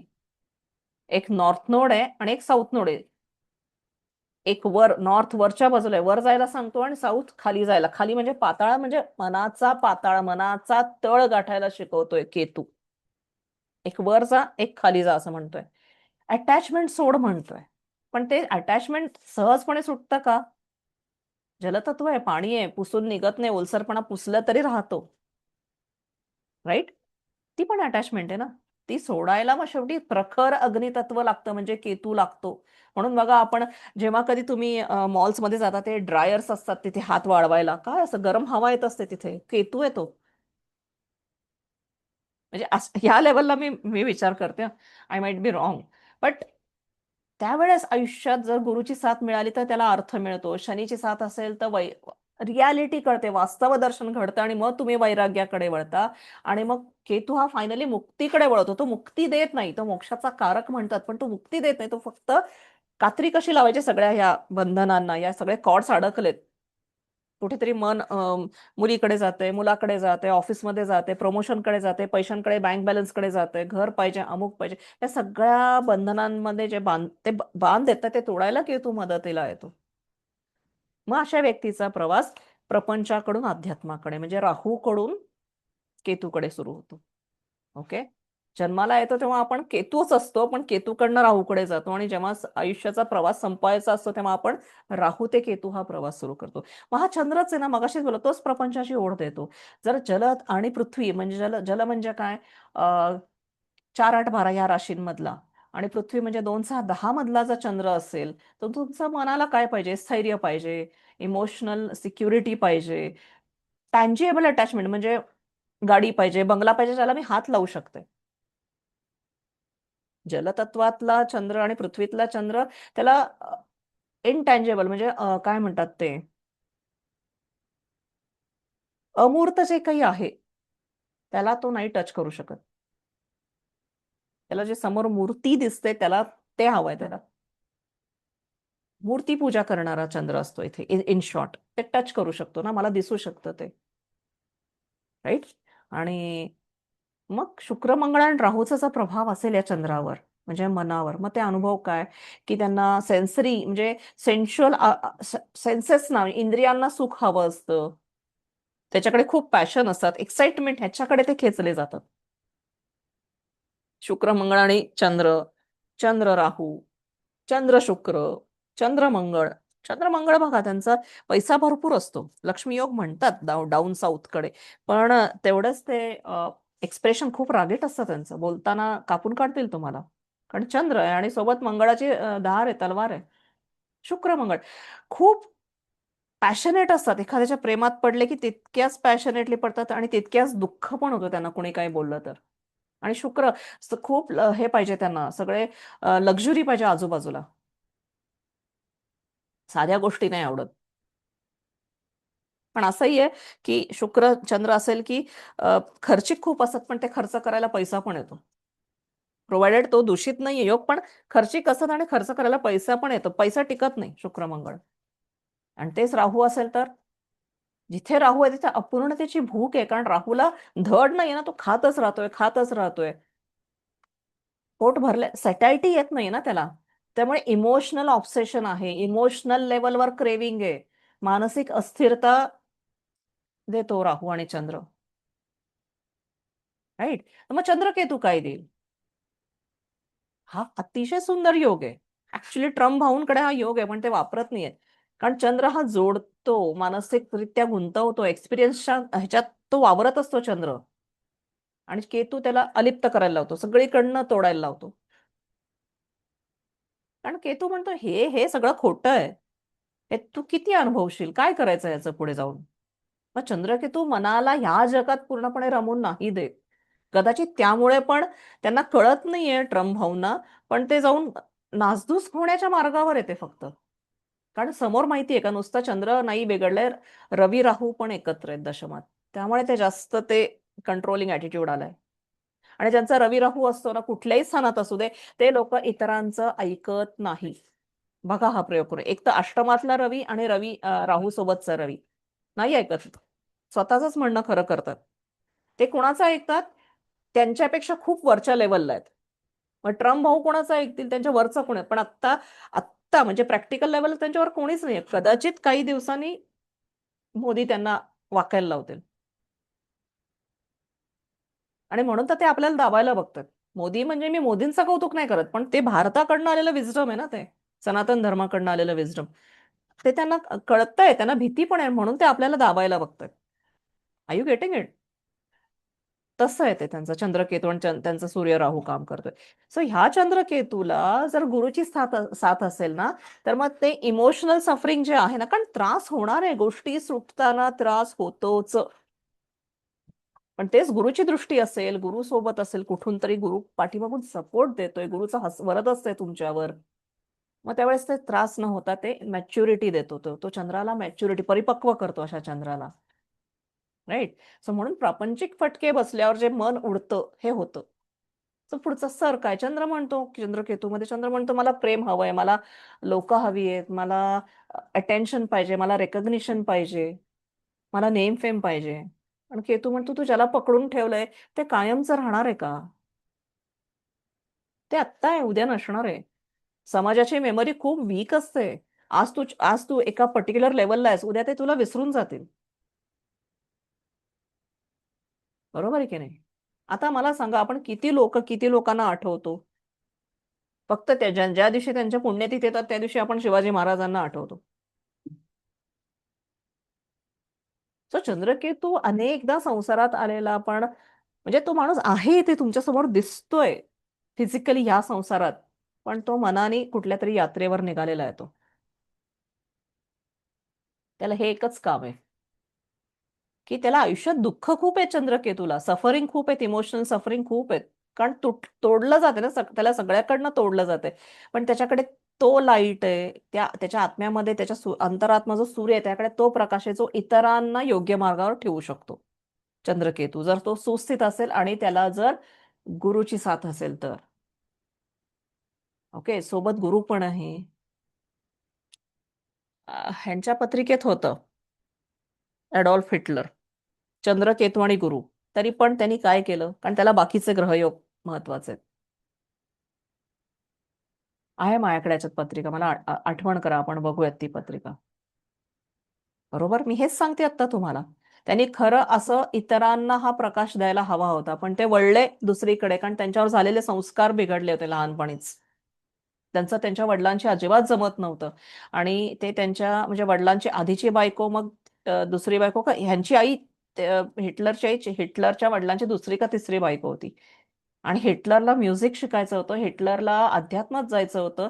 ते चर्चमध्ये पण जायचे, त्यांचे ते संडे क्लासेस अटेंड करायचे, पण वडिलांनी तसं नाही करून दिलं पुढे. मग शिकायला शाळेत पाठवलं. मग ते तिथे अभ्यास नाही करायचे, ते असं दाखवायचे की मला काही येत नाहीये, कारण वडिलांना दुःख व्हावं. आणि असं करत करत त्यांच्या मनावर असे संस्कार झाले की मला आता ती जागा पाहिजे की जिथे मी कंट्रोल करू शकतो. त्यांचाही जन्माच्या वेळेस, अपर्णा, कॅन यू चेक हिटलरच्या जन्माच्या वेळेस हे होतं का एक्लिप्स? कारण हा चंद्रकेतू.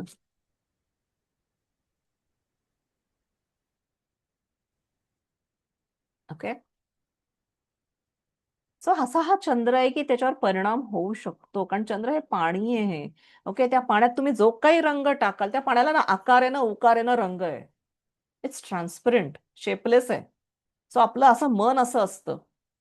समजून घ्या मन कसं असतं. मी का तुम्हाला सारखं चंद्र आणि मन, कॉन्शियस मन, अनकॉन्शियस मन, सबकॉन्शियस मन याच्यावर बोलते, कारण आपलं जे कॉन्शियस मन आहे 4th हाऊस हे एवढंच आहे. हे 10% लिहिलं, ऍक्च्युली 1%च आहे. It is like a tip of the iceberg. आणि सबकॉन्शियस माइंड एवढं खोल आहे, मनाचा तळ गाठता येतो का? हे तृतीयातनं व्यक्त होतं, हे थोडा ह्याच्या आणखी तळाचा गाठ अनकॉन्शियस माइंड ते 12th हाऊस मधनं व्यक्त होतं. ते जर नाही समजलं तर मग आयुष्य अवघड होतं. ओके, सो त्यासाठी संस्कार महत्वाचे होतात. आता इथे फक्त मी आई दाखवली, कारण आई ही पहिली पहिली गुरु असते. आईच्या मातेच्या गर्भात असतो ना आपला जीव. ते गर्भसंस्कार तिथून सुरू होतात. ओके, सो वेदांत काय म्हणतो आपल्याला? वेदांत आपल्या पुराणांमध्ये, उपनिषदांमध्ये काय लिहिलंय की प्रत्येक जीव संस्कार घेऊन जन्माला येतो. मन अगदी कोऱ्या पाटीसारखं नसतं हा आपलं. म्हणून तर ते लहान बाळ ती सुरुवातीला बघा कधीतरी हसतात स्वतःशीच हे करून, किंवा रडतात. नवजात बालक जे असतं ते, कारण ते पूर्वजन्मीचे काहीतरी अनुभव त्यांना ते आठवत असतात. नंतर जसं आपण मोठं होतो तसं तसं ते आपण विसरतो. हे हे परमेश्वराची ती लीला आहे की त्याने आपल्याला असं बनवलंय. ओके, म्हणून आपण म्हणतो अरे ते बाळ खुदू खुदू हसते, स्वप्नात बसतंय, ते काय सटवी हसवते वगैरे वगैरे म्हटलं जातं, पण नाही, ते अनुभव आहेत. काही मुलं जन्मतः शांत असतात, काही अतिशय सेन्सिटिव्ह असतात, काहींना उगाचच भीती वाटते किती झालं तरी, काही खूपच डिटॅच असतात, काही खूप प्रेमळ असतात, काही खूप रागीट असतात. आई वडील चांगले असतात पण ते मूल रागीट असतं. हे जेनेटिक्स नाही आहेत, हे चंद्रावर झालेल्या संस्कारांचे बीज जे आधीच्या जन्मातनं झालेलं आहे. म्हणून गर्भसंस्कार खूप महत्वाचे होतात, कारण आईची मानसिक अवस्था गर्भावर परिणाम करते. आपल्याला माहिती आहे, अभिमन्यूची गोष्ट माहिती आहे आपल्याला. आधुनिक मॉडर्न सायन्स पण ह्याला मान्यता देतं, कारण प्रीनेटल सायकॉलॉजी म्हणून आहे, किंवा फिटल इमोशनल आहे, त्याच्यावर काही इम्प्रिंट झाले, त्याची अटॅचमेंट थेरी, हे सगळं आत्ताची सायकॉलॉजी सांगते, म्हणजे मॉडर्न शब्दात. पण आपल्या ऋषींना ते आधीच कळलं होतं, म्हणून त्यांनी गर्भसंस्कार नावाचं काहीतरी सुरू केलं होतं. कारण त्यांना माहितीये की चंद्र हा रिसेप्टिव्ह आहे, तो स्वीकारणारा आहे. कारण जलतत्व आहे, तो ऍब्झॉर्बंट आहे. नुसतं स्वीकारत नाही, ते सामावून पण घेतो आणि इम्प्रेशनेबल आहेत. म्हणून तर आपण पाणी वापरतो अभिमंत्रित करायला. कारण ते आपण ज्या ह्याच्याने त्याच्यावर त्या जॅपनीज शास्त्रज्ञांनी, मला त्यांचं नाव आठवत नाही, पण त्यांनी सिद्ध केलंय की तुम्ही चांगलं बोला, त्याच्यात क्रिस्टलाइज फॉर्मेशन तयार होतं. तुम्ही त्याला शिव्या द्या त्या पाण्याला, ते त्याचे क्रिस्टल्स घाण होतात. इतकं इम्प्रेशनेबल आहे. जेव्हा पाणी इतकं इम्प्रेशनेबल आहे, आपल्या शरीरातलं पाणी किती इम्प्रेशनेबल आहे, तेवढं आपलं मन इम्प्रेशनेबल आहे. तुम्ही मरता मरता पण ते इम्प्रिंट तुमच्यावर येऊ शकतात. म्हणून त्याला आधार आपल्याला कशाला दिला गेलाय की नामस्मरणाचा. कारण जेव्हा नामस्मरण असतं तेव्हा कुठेतरी आपणच आपल्याला सांगत असतो की मी गुरूंचं नाम घेतेय. गुरु म्हणजे पावित्र आणि शुद्ध शुद्ध ज्ञान आहे, हायर नॉलेज आहे. हे नामस्मरणाच्या पाठीमागचा हेतू आहे. मी माझ्या मनावर तो परिणाम घ्यायचा की नाही, तो ठसा उमटून घ्यायचा की नाही, हे तुमचं गुरुतत्व तुम्हाला सांगत असतं. म्हणून नामस्मरण, गुरुदीक्षा, नामदीक्षा ही फार महत्वाची होते. तुम्ही भगवद्गीता वाचा, तुम्ही बायबल वाचा, तुम्ही कुराण वाचा, तुम्ही ज्ञानेश्वरी वाचा, सगळ्यांमध्ये एकच तत्व दिलेलं आहे, सगळ्यांमध्ये एकच मेसेज आहे. माणसाने माणसाला माणुसकीने वागवावं किंवा माणसाने संपूर्ण सृष्टीला माणुसकीने वागवावं, एवढाच त्यातला एक मेसेज आहे, मला असं वाटतं. आणि कर्तव्य ही भावनांना बाजूला ठेवून कर्म करायची आहेत, हा दुसरा मेसेज आहे. तेव्हा आपण त्या मॅस्लोच्या शेवटच्या लेवलला जातो, ट्रान्सेंडन्सच्या. म्हणून चंद्रावर संस्कार खूप महत्वाचे आहेत. सूर्य तुम्हाला आयडेंटिटी, कोर आयडेंटिटी देतो. तू अग्नितत्व आहे, तू जलतत्व आहे, तू जे काही आहे ते, तू इथे कशाला आलेत. पण चंद्र त्याला रिस्पॉन्स देतो. मी कोण आहे हे दाखवतो चंद्र. सूर्याने सांगितलं मी आत्मा आहे, पण मी कसला आत्मा आहे हे चंद्र दाखवत असतो. ओके.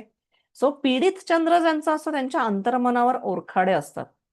जेव्हा तुम्हाला चंद्र दूषित आहे, हे एवढं सगळं सांगायचा हेतू काय एक वन लाईन मध्ये, की चंद्र दूषित सापडतोय पत्रिकेत, म्हणजे तो नीच राशीत आहे, त्याच्यावर अशुभ ग्रहांची दृष्टी आहे, अशुभ योगात आहे, शनी चंद्र एकत्र आहे किंवा चंद्रकेतू एकत्र आहे, चंद्र राहू एकत्र आहे. मग तुम्ही बघा त्याचं लहानपण कसं होतं, त्याच्या मनावर काय संस्कार झालेत, त्या जातकाच्या त्याला विचारा. मोठा माणूस असेल तर म्हणावं तुझं लहानपण कसं होतं, लहान मूल म्हणून किंवा मुलाची पत्रिका आली, आई वडिलांना विचारा ह्याचं लहानपण कसं होतं, आईशी संबंध कसे होते, वडिलांशी संबंध कसे होते, कुटुंबात संबंध कसे होते, त्याच्यातच तुम्हाला उत्तर मिळेल त्याच्या अंतर्मनावर काय ओरखाडे असू शकतात.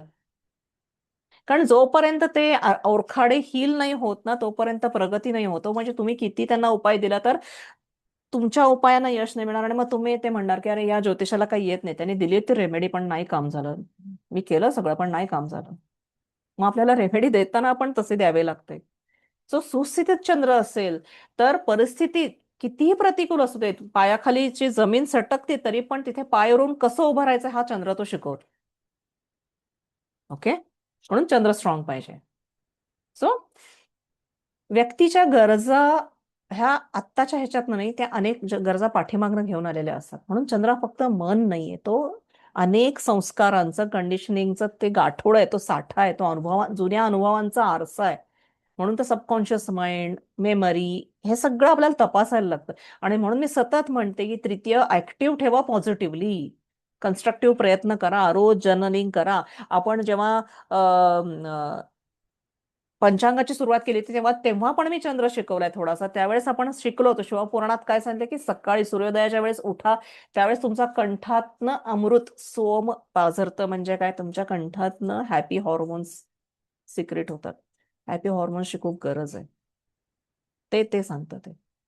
म्हणून आपल्या ऋषींनी चंद्राला खूप सेंट्रल पोझिशनिंग दिलंय की माणूस जगाला जग जसं आहे तसं नाही पाहत, तर त्याच्या पडलेल्या संस्कारानुसार त्याला ते जग दिसतं. तुमची आजची स्थिती काय मनाची, त्यानुसार तुम्हाला जग दिसतं. आज मी आनंदी आहे, मला जग खूप सुंदर दिसतं. ते गाणं नाही काय याच्यातलं, आज फिर जीने की तमन्ना है, तसं आहे. आज फिर मरने का इरादा, समथिंग समथिंग लाईक दॅट, की तुम्हाला जग तसं दिसतं. आणि त्याच वेळेस जेव्हा तुमचं मन एकीकडे खूप दुःखी आहे, तुटून पडलंय, मग त्यावेळेस तुम्ही म्हणता की नाही मला नाही जगायचंय आता इथे, हे सगळं सब सब मिथ्या आहे, सब मोहमाया आहे, मला इथे नाही राहायचंय, मला परत जायचंय. It all depends on the state of your mind. दोन्ही एक्स्ट्रीम आहेत, परत जायचंय किंवा मला आनंद म्हणजे अनुभवायचा. तू आहे तसंच ठेव. अवघड आहे, सोपं नाहीये. मी बोलते तेवढं सोपं नाही, मलाही नाही जमत. तू आहे तसं ठेव, मी आहे त्या परिस्थितीत सुखी राहीन किंवा सुखी म्हणण्यापेक्षा मी शांत राहीन. ओके.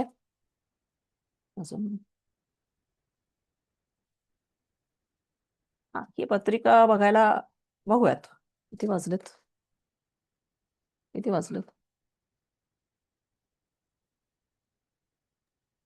पावणे पाहायचं 11. थोडंच एक 10 मिनिटं.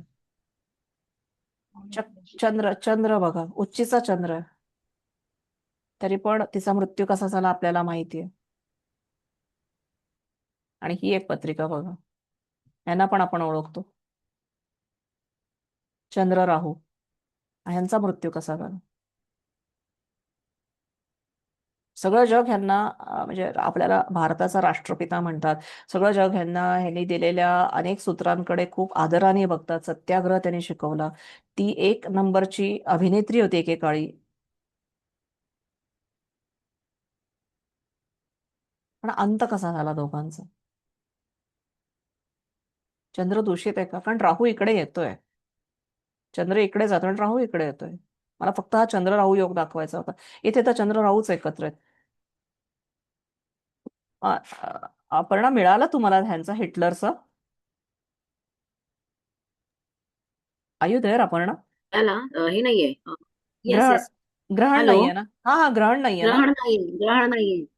आणि ग्रहण नाहीये. फक्त चंद्र आणि केतू येतो हम्म आणि अष्टमामध्ये सूर्य आहे. त्यामुळे हम्म देर इज नो नाही, हे अष्टम आणि नाहीये. जानेवारी फेब्रुवारी अष्टम नाहीये, ती तूळ लग्नाची पत्रिका आहे. ते शेअर करते याच्यानंतर. ओके. सूर्य अष्टमात आहे असं सांगते मी. नाही, अष्टमात नाही, ते सप्तमात असं येतं सगळं. ते सांगते, दाखवते याच्यानंतर ती पत्रिका. Okay. This is crab mentality. Ashlesha आणि कर्करास इतकी सेन्सिटिव्ह काय, ह्याचं हे जिवंत उदाहरण आहे. की क्रॅब मेंटॅलिटीमध्ये कसं असतं माहिती का, की क्रॅब एक उदाहरण म्हणजे हे मी विकिपीडियावर वाचलं, तेच तुम्हाला सांगते. की एका बकेटमध्ये तुम्ही सगळे खेकडे आणून ठेवा. मागच्या वेळेस पण आपण डिस्कस केलं होतं. Okay.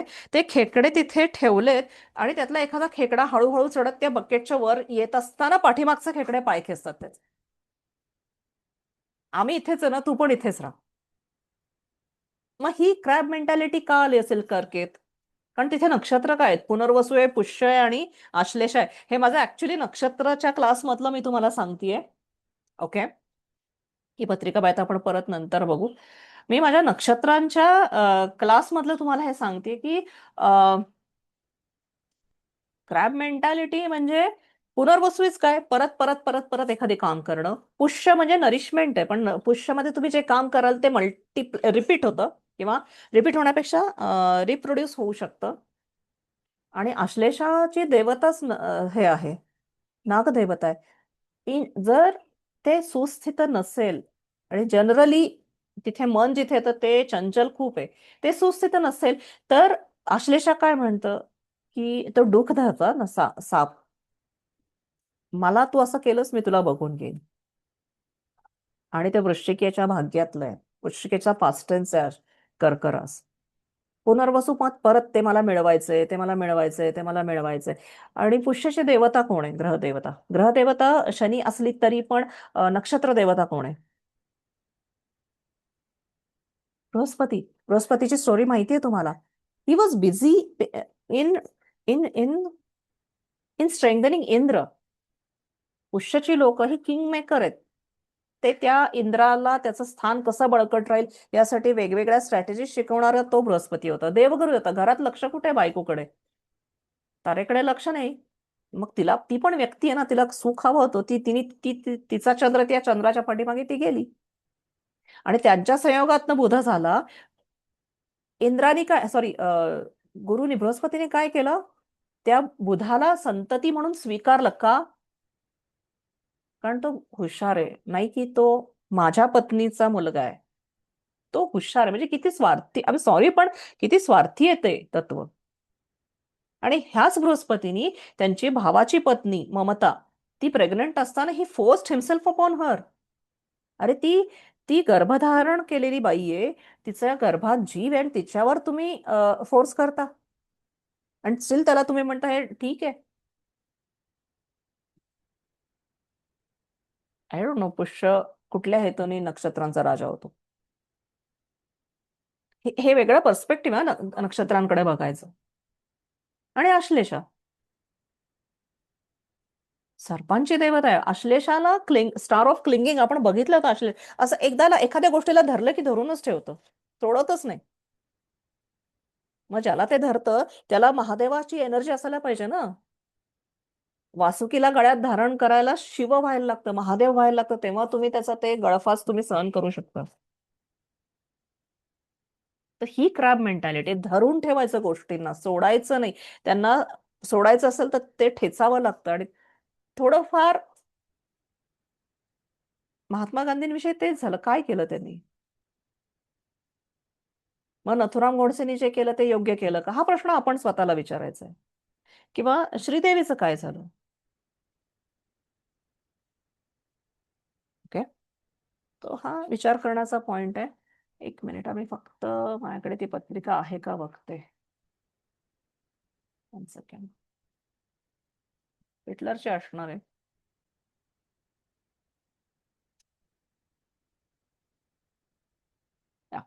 It's there. Naveen laptop आहे ना, त्यामुळे सगळ्या पत्रिका असतात असं ना.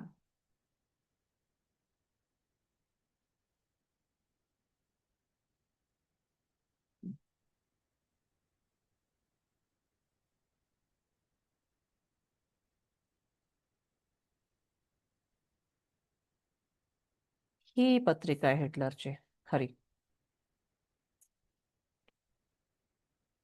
कन्या लग्न नाहीये ते, तूळ लग्न आहे.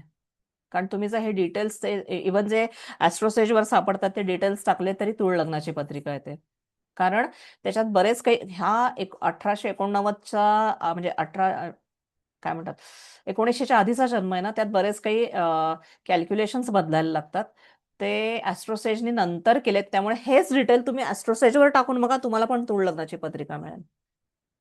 तर हे सप्तम हा स्थान बरोबर मॅडम. ते वर्ल्ड वॉरच्या वेळेला टाइम सेव्हिंगचं आहे हा, त्यामुळे आणि ते काही लोकांनी घेतले नव्हते. राईट. नाही, आधी जी रेडीमेड पत्रिका मिळते ती कन्या लग्नाची येते, पण ही खरी पत्रिका आहे. आणि हो. इथे बघा ना,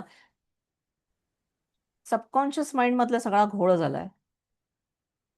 ओके, चतुर्थ मन, कॉन्शियस माइंड पण बिघडलंय, चतुर्थाचा चतुर्थ पण बिघडलंय, कारण शनीची दृष्टी. आणि इथे वक्री शुक्र आहे, बुध, मंगळ, रवी.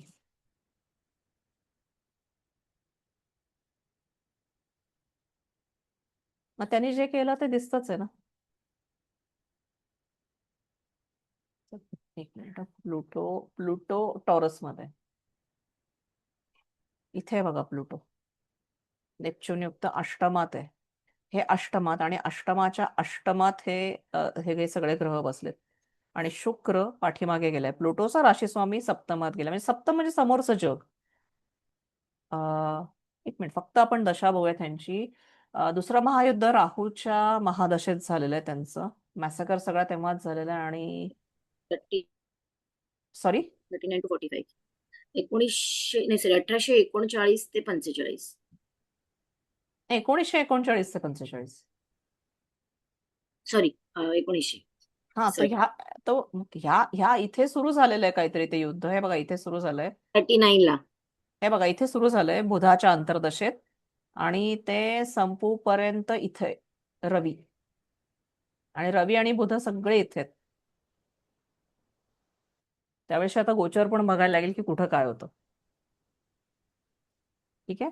सो ही व्यक्ती, आता इथे चंद्रगुरु एकत्र आहेत नववंशात, पण तरी सुद्धा हे झाले. कर्क रास बघायला लागेल आता मग ह्यांची. कर्केतच शनी बसलाय.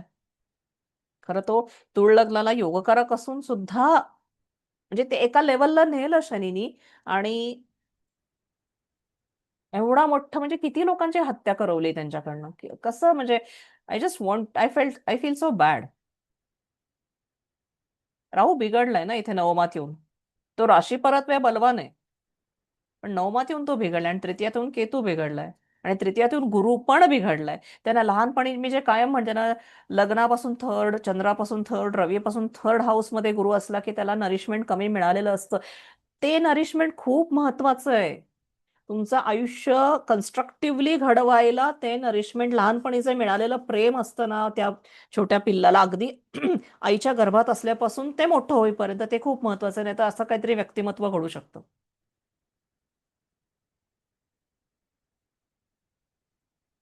गुरु सोबत बसलाय, गुरुची दृष्टी नाहीये चंद्रावर, हा पण फरक आहे.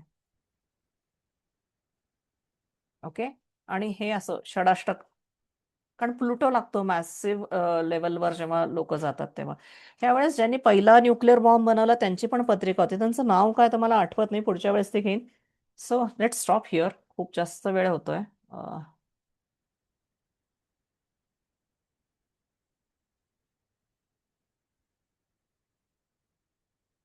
मला चंद्राला अजून 1 तास लागेल म्हणजे सॉरी, खूप लांबड लागली आहे, पण तुमचं म्हणजे एक्स्ट्रा क्लासेस होऊन सगळा सिलेबस घेईन मी घेतलेला, पण थोडा अजून राहिलाय चंद्र समजायचा. काही प्रश्न?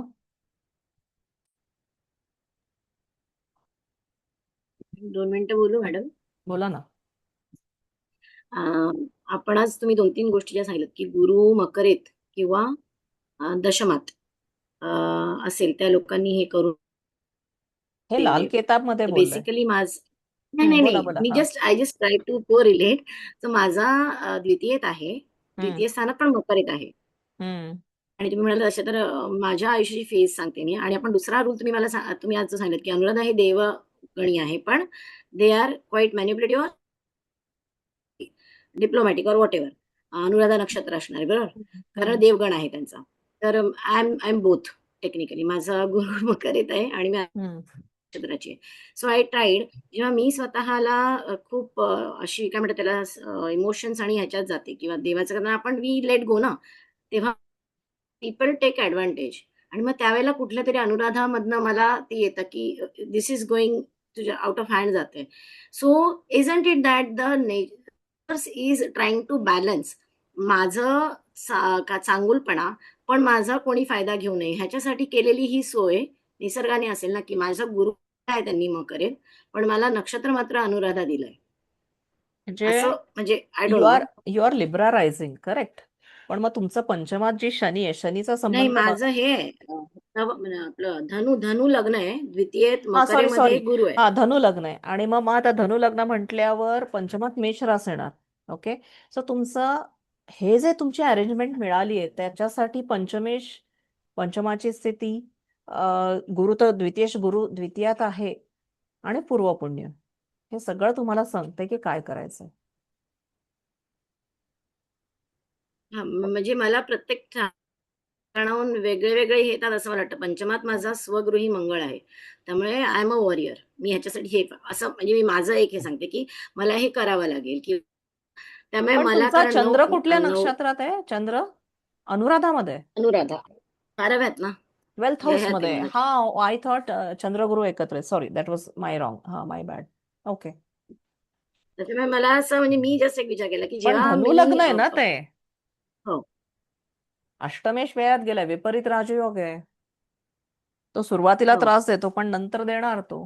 पण इथे एकच हिंट आहे तुमच्यासाठी की तुम्ही जे काही मॅन्युप्युलेशन कराल त्यातनं, म्हणजे again don't take it in a negative way, जे काही तुम्ही manipulation is rearrangement of the reality, rearrangement of the reality. पण त्याच्यातनं इतरांना त्रास होणार नाही याची थोडी नाही काळजी नाही, घ्या. डेफिनेटली नाही. म्हणजे मी माझं मॉरल कंपास खूप ठेवते, म्हणून मी म्हटलं की मी परमेश्वराला सोडलं तर मलाच माहिती आहे की मी हे होऊ शकतं, मी ते करते. पण ते करताना मला असं रिअलाइज होतं की आजूबाजूची लोक जेव्हा माझ्या सगळ्या ज्या लोकांचा हे घेतात, फायदा घेतात किंवा मला कळतंय, तेव्हा मी डिप्लोमॅटिकली किंवा त्यांना कुणाचंच मी आय डोंट वॉन्ट टू म्हणजे कुणाची लॉस होणं हे माझ्या पडत नाही. माझा फायदा होणं हे माझं उद्दिष्ट नसतं. कुणाचाही लॉस न होणं हे माझं उद्दिष्ट असतं, हा, की सगळ्यांना आता जे काय डिझर्व करतात ते मिळालं पाहिजे. आता हे तुम्ही सांगताय म्हणून आम्हाला कळत आहे. समजा ही पत्रिका न सांगता आणली तर आम्ही काय म्हणणार, अरे गुरु आहे द्वितीयात मकरेचा, द्वितीयात आहे तो चांगला झालाय, पण तो मकरेचा आहे, मग तो नीच राशीत गेला. मग आम्ही वाईट म्हणायचं का? आम्ही वाईट म्हणू शकतो माहित नसताना. ओके. सो त्यासाठी हा सांगितलेला नियम. आणि तो चंद्राच्या पण तृतीयात आलेला गुरु आहे. हा म्हणून माझ्या मनात आलं की आपल्याच पत्रिकेमध्ये आपलेच कुलप आणि आपल्याच किल्ले तो त्यांनी एक मला हे दिलंय. त्याच वेळेला त्यांनी मला अनुराधा पण दिलंय की अवेअरनेस आणि if required use your Anuradha असं पण आय हे एम का टेकिंग इट. दिलंय पण हे का दिलंय बिकॉज युअर पूर्वपुण्य इज गुड. गतजन्मीचं काहीतरी कर्म आहे, भलेही तो चंद्र निचीचा झाला ह्याच्यात गेला, पण तो चंद्र मी आय टेक इट एज स्पायसिस, मीनेचा चंद्र धरेन मी. कालपुरुष कुंडली सोडून तर नाही चालणार आहे ना. करेक्ट. त्यामुळे हे आणि बाकीच्या पत्रिकेत इतर सगळं जेव्हा आपण बघतो आणि ओव्हरऑल ह्याचा एक अंदाज असा येतो की हे मागच्या जन्मीचे इम्प्रेशन्स आहेत तुमच्या चंद्रावर. ओके. ज्यामुळे तुम्ही असं ठरवता की हा आता हे लोक मला फायदा घेणार आहेत तर मला त्यांना थांबवायचंय, मला माझ्या भोवती एक सर्कल आखायचंय. मॅनिप्युलेशन म्हणजे ते आपलं संरक्षणाचं सर्कल. Right right. कारण स्वतःच्या संरक्षणाची जबाबदारी स्वतःची असते. ओके. म्हणजे ज्योतिष एवढं सोपं नाहीये, हे हे वाटतं तितकं नाहीये सोपं. हे मी परत आपण घाबरवत नाहीये कोणाला, पण त्याला विविध पैलू आहेत, मल्टिपल लेयर्स आहेत त्याला. आणि ते जेव्हा आपण मायाताई हा मायाताई आता जे अपर्णाताई म्हणाले ना हा की ते किल्ल्या ज्या आहेत आपल्यातल्याच कुलपांच्या त्या हो ज्योतिषाने जास्ती मिळतात. हो आणि खरंय. आजचं सेशन म्हणजे काय म्हणतात ना, वाव आणि क्या बात आहे असं झालं. म्हणून तर मला ज्योतिष खूप आवडतं. ती किल्ली सापडते हो कुठेतरी ना, दडलेली. किल्ली सापडते खरंच. आणि ते लगेच नाही सापडत, त्याला खूप वेळा आपण कसं नाही, ग्रंथाचं अभ्यास करावा पारायण लागतो. पारायण करतो की नाही. पारायण अगदी अगदी. पारायण गरजेचं आहे. पारायण इज कारण ते इम्पॉर्टंट. एवढं मोठं ज्ञान एकदम कसं आपल्याला डायजेस्ट होईल, थोडं थोडंच होणार ते. हा, ती मनाची तयारीच नसते ना तेव्हा. जसं हो त्या ना, हो ना. त्या मुलीचं झालं, ती आळंदीत येऊन 30 किलोमीटर जाऊन परत गेली. कारण परत काही पण गेली. असू दे, कारण अजून तिच्या आत्मा त्या लेवलला आलेला नाहीये, कदाचित तिची आलेला वेळ नाही. यायची असेल. हो ना. मे बी पुढच्या वेळेस ती अशा वेळेस जाईल की तिथे गर्दी नसेल आणि ती तिथे डोकं टेकून येईल. आणि ती तिथे काहीतरी व्यवस्था बघून येईल त्या पक्ष्यांची, असं पण हा, होतं. Exactly exactly. माझी माझी एवढीच मला काय वाटतं की आत्ता पहिला अनुभव असा आला ना तर तिने परत तिथे जायला नाही म्हणू नये, एवढंच. कारण तो हो ना. चंद्रासोबत राहू अंशात्मक युतीत आहे आणि तर दशमात गुरु तुमचं आहे. पण प्रत्येक सिच्युएशन इतकी डीप बघता सगळ्या अँगलनी, म्हणजे तुमच्याच नाही तिच्याही अँगलनी बघता, त्यामुळे आपलं विजन वास्ट होतं. सवय लागली. म्हणून तर माझा आता मी एक मिनिट हे बंद करतो रेकॉर्डिंग. माझा प्रवास काय आहे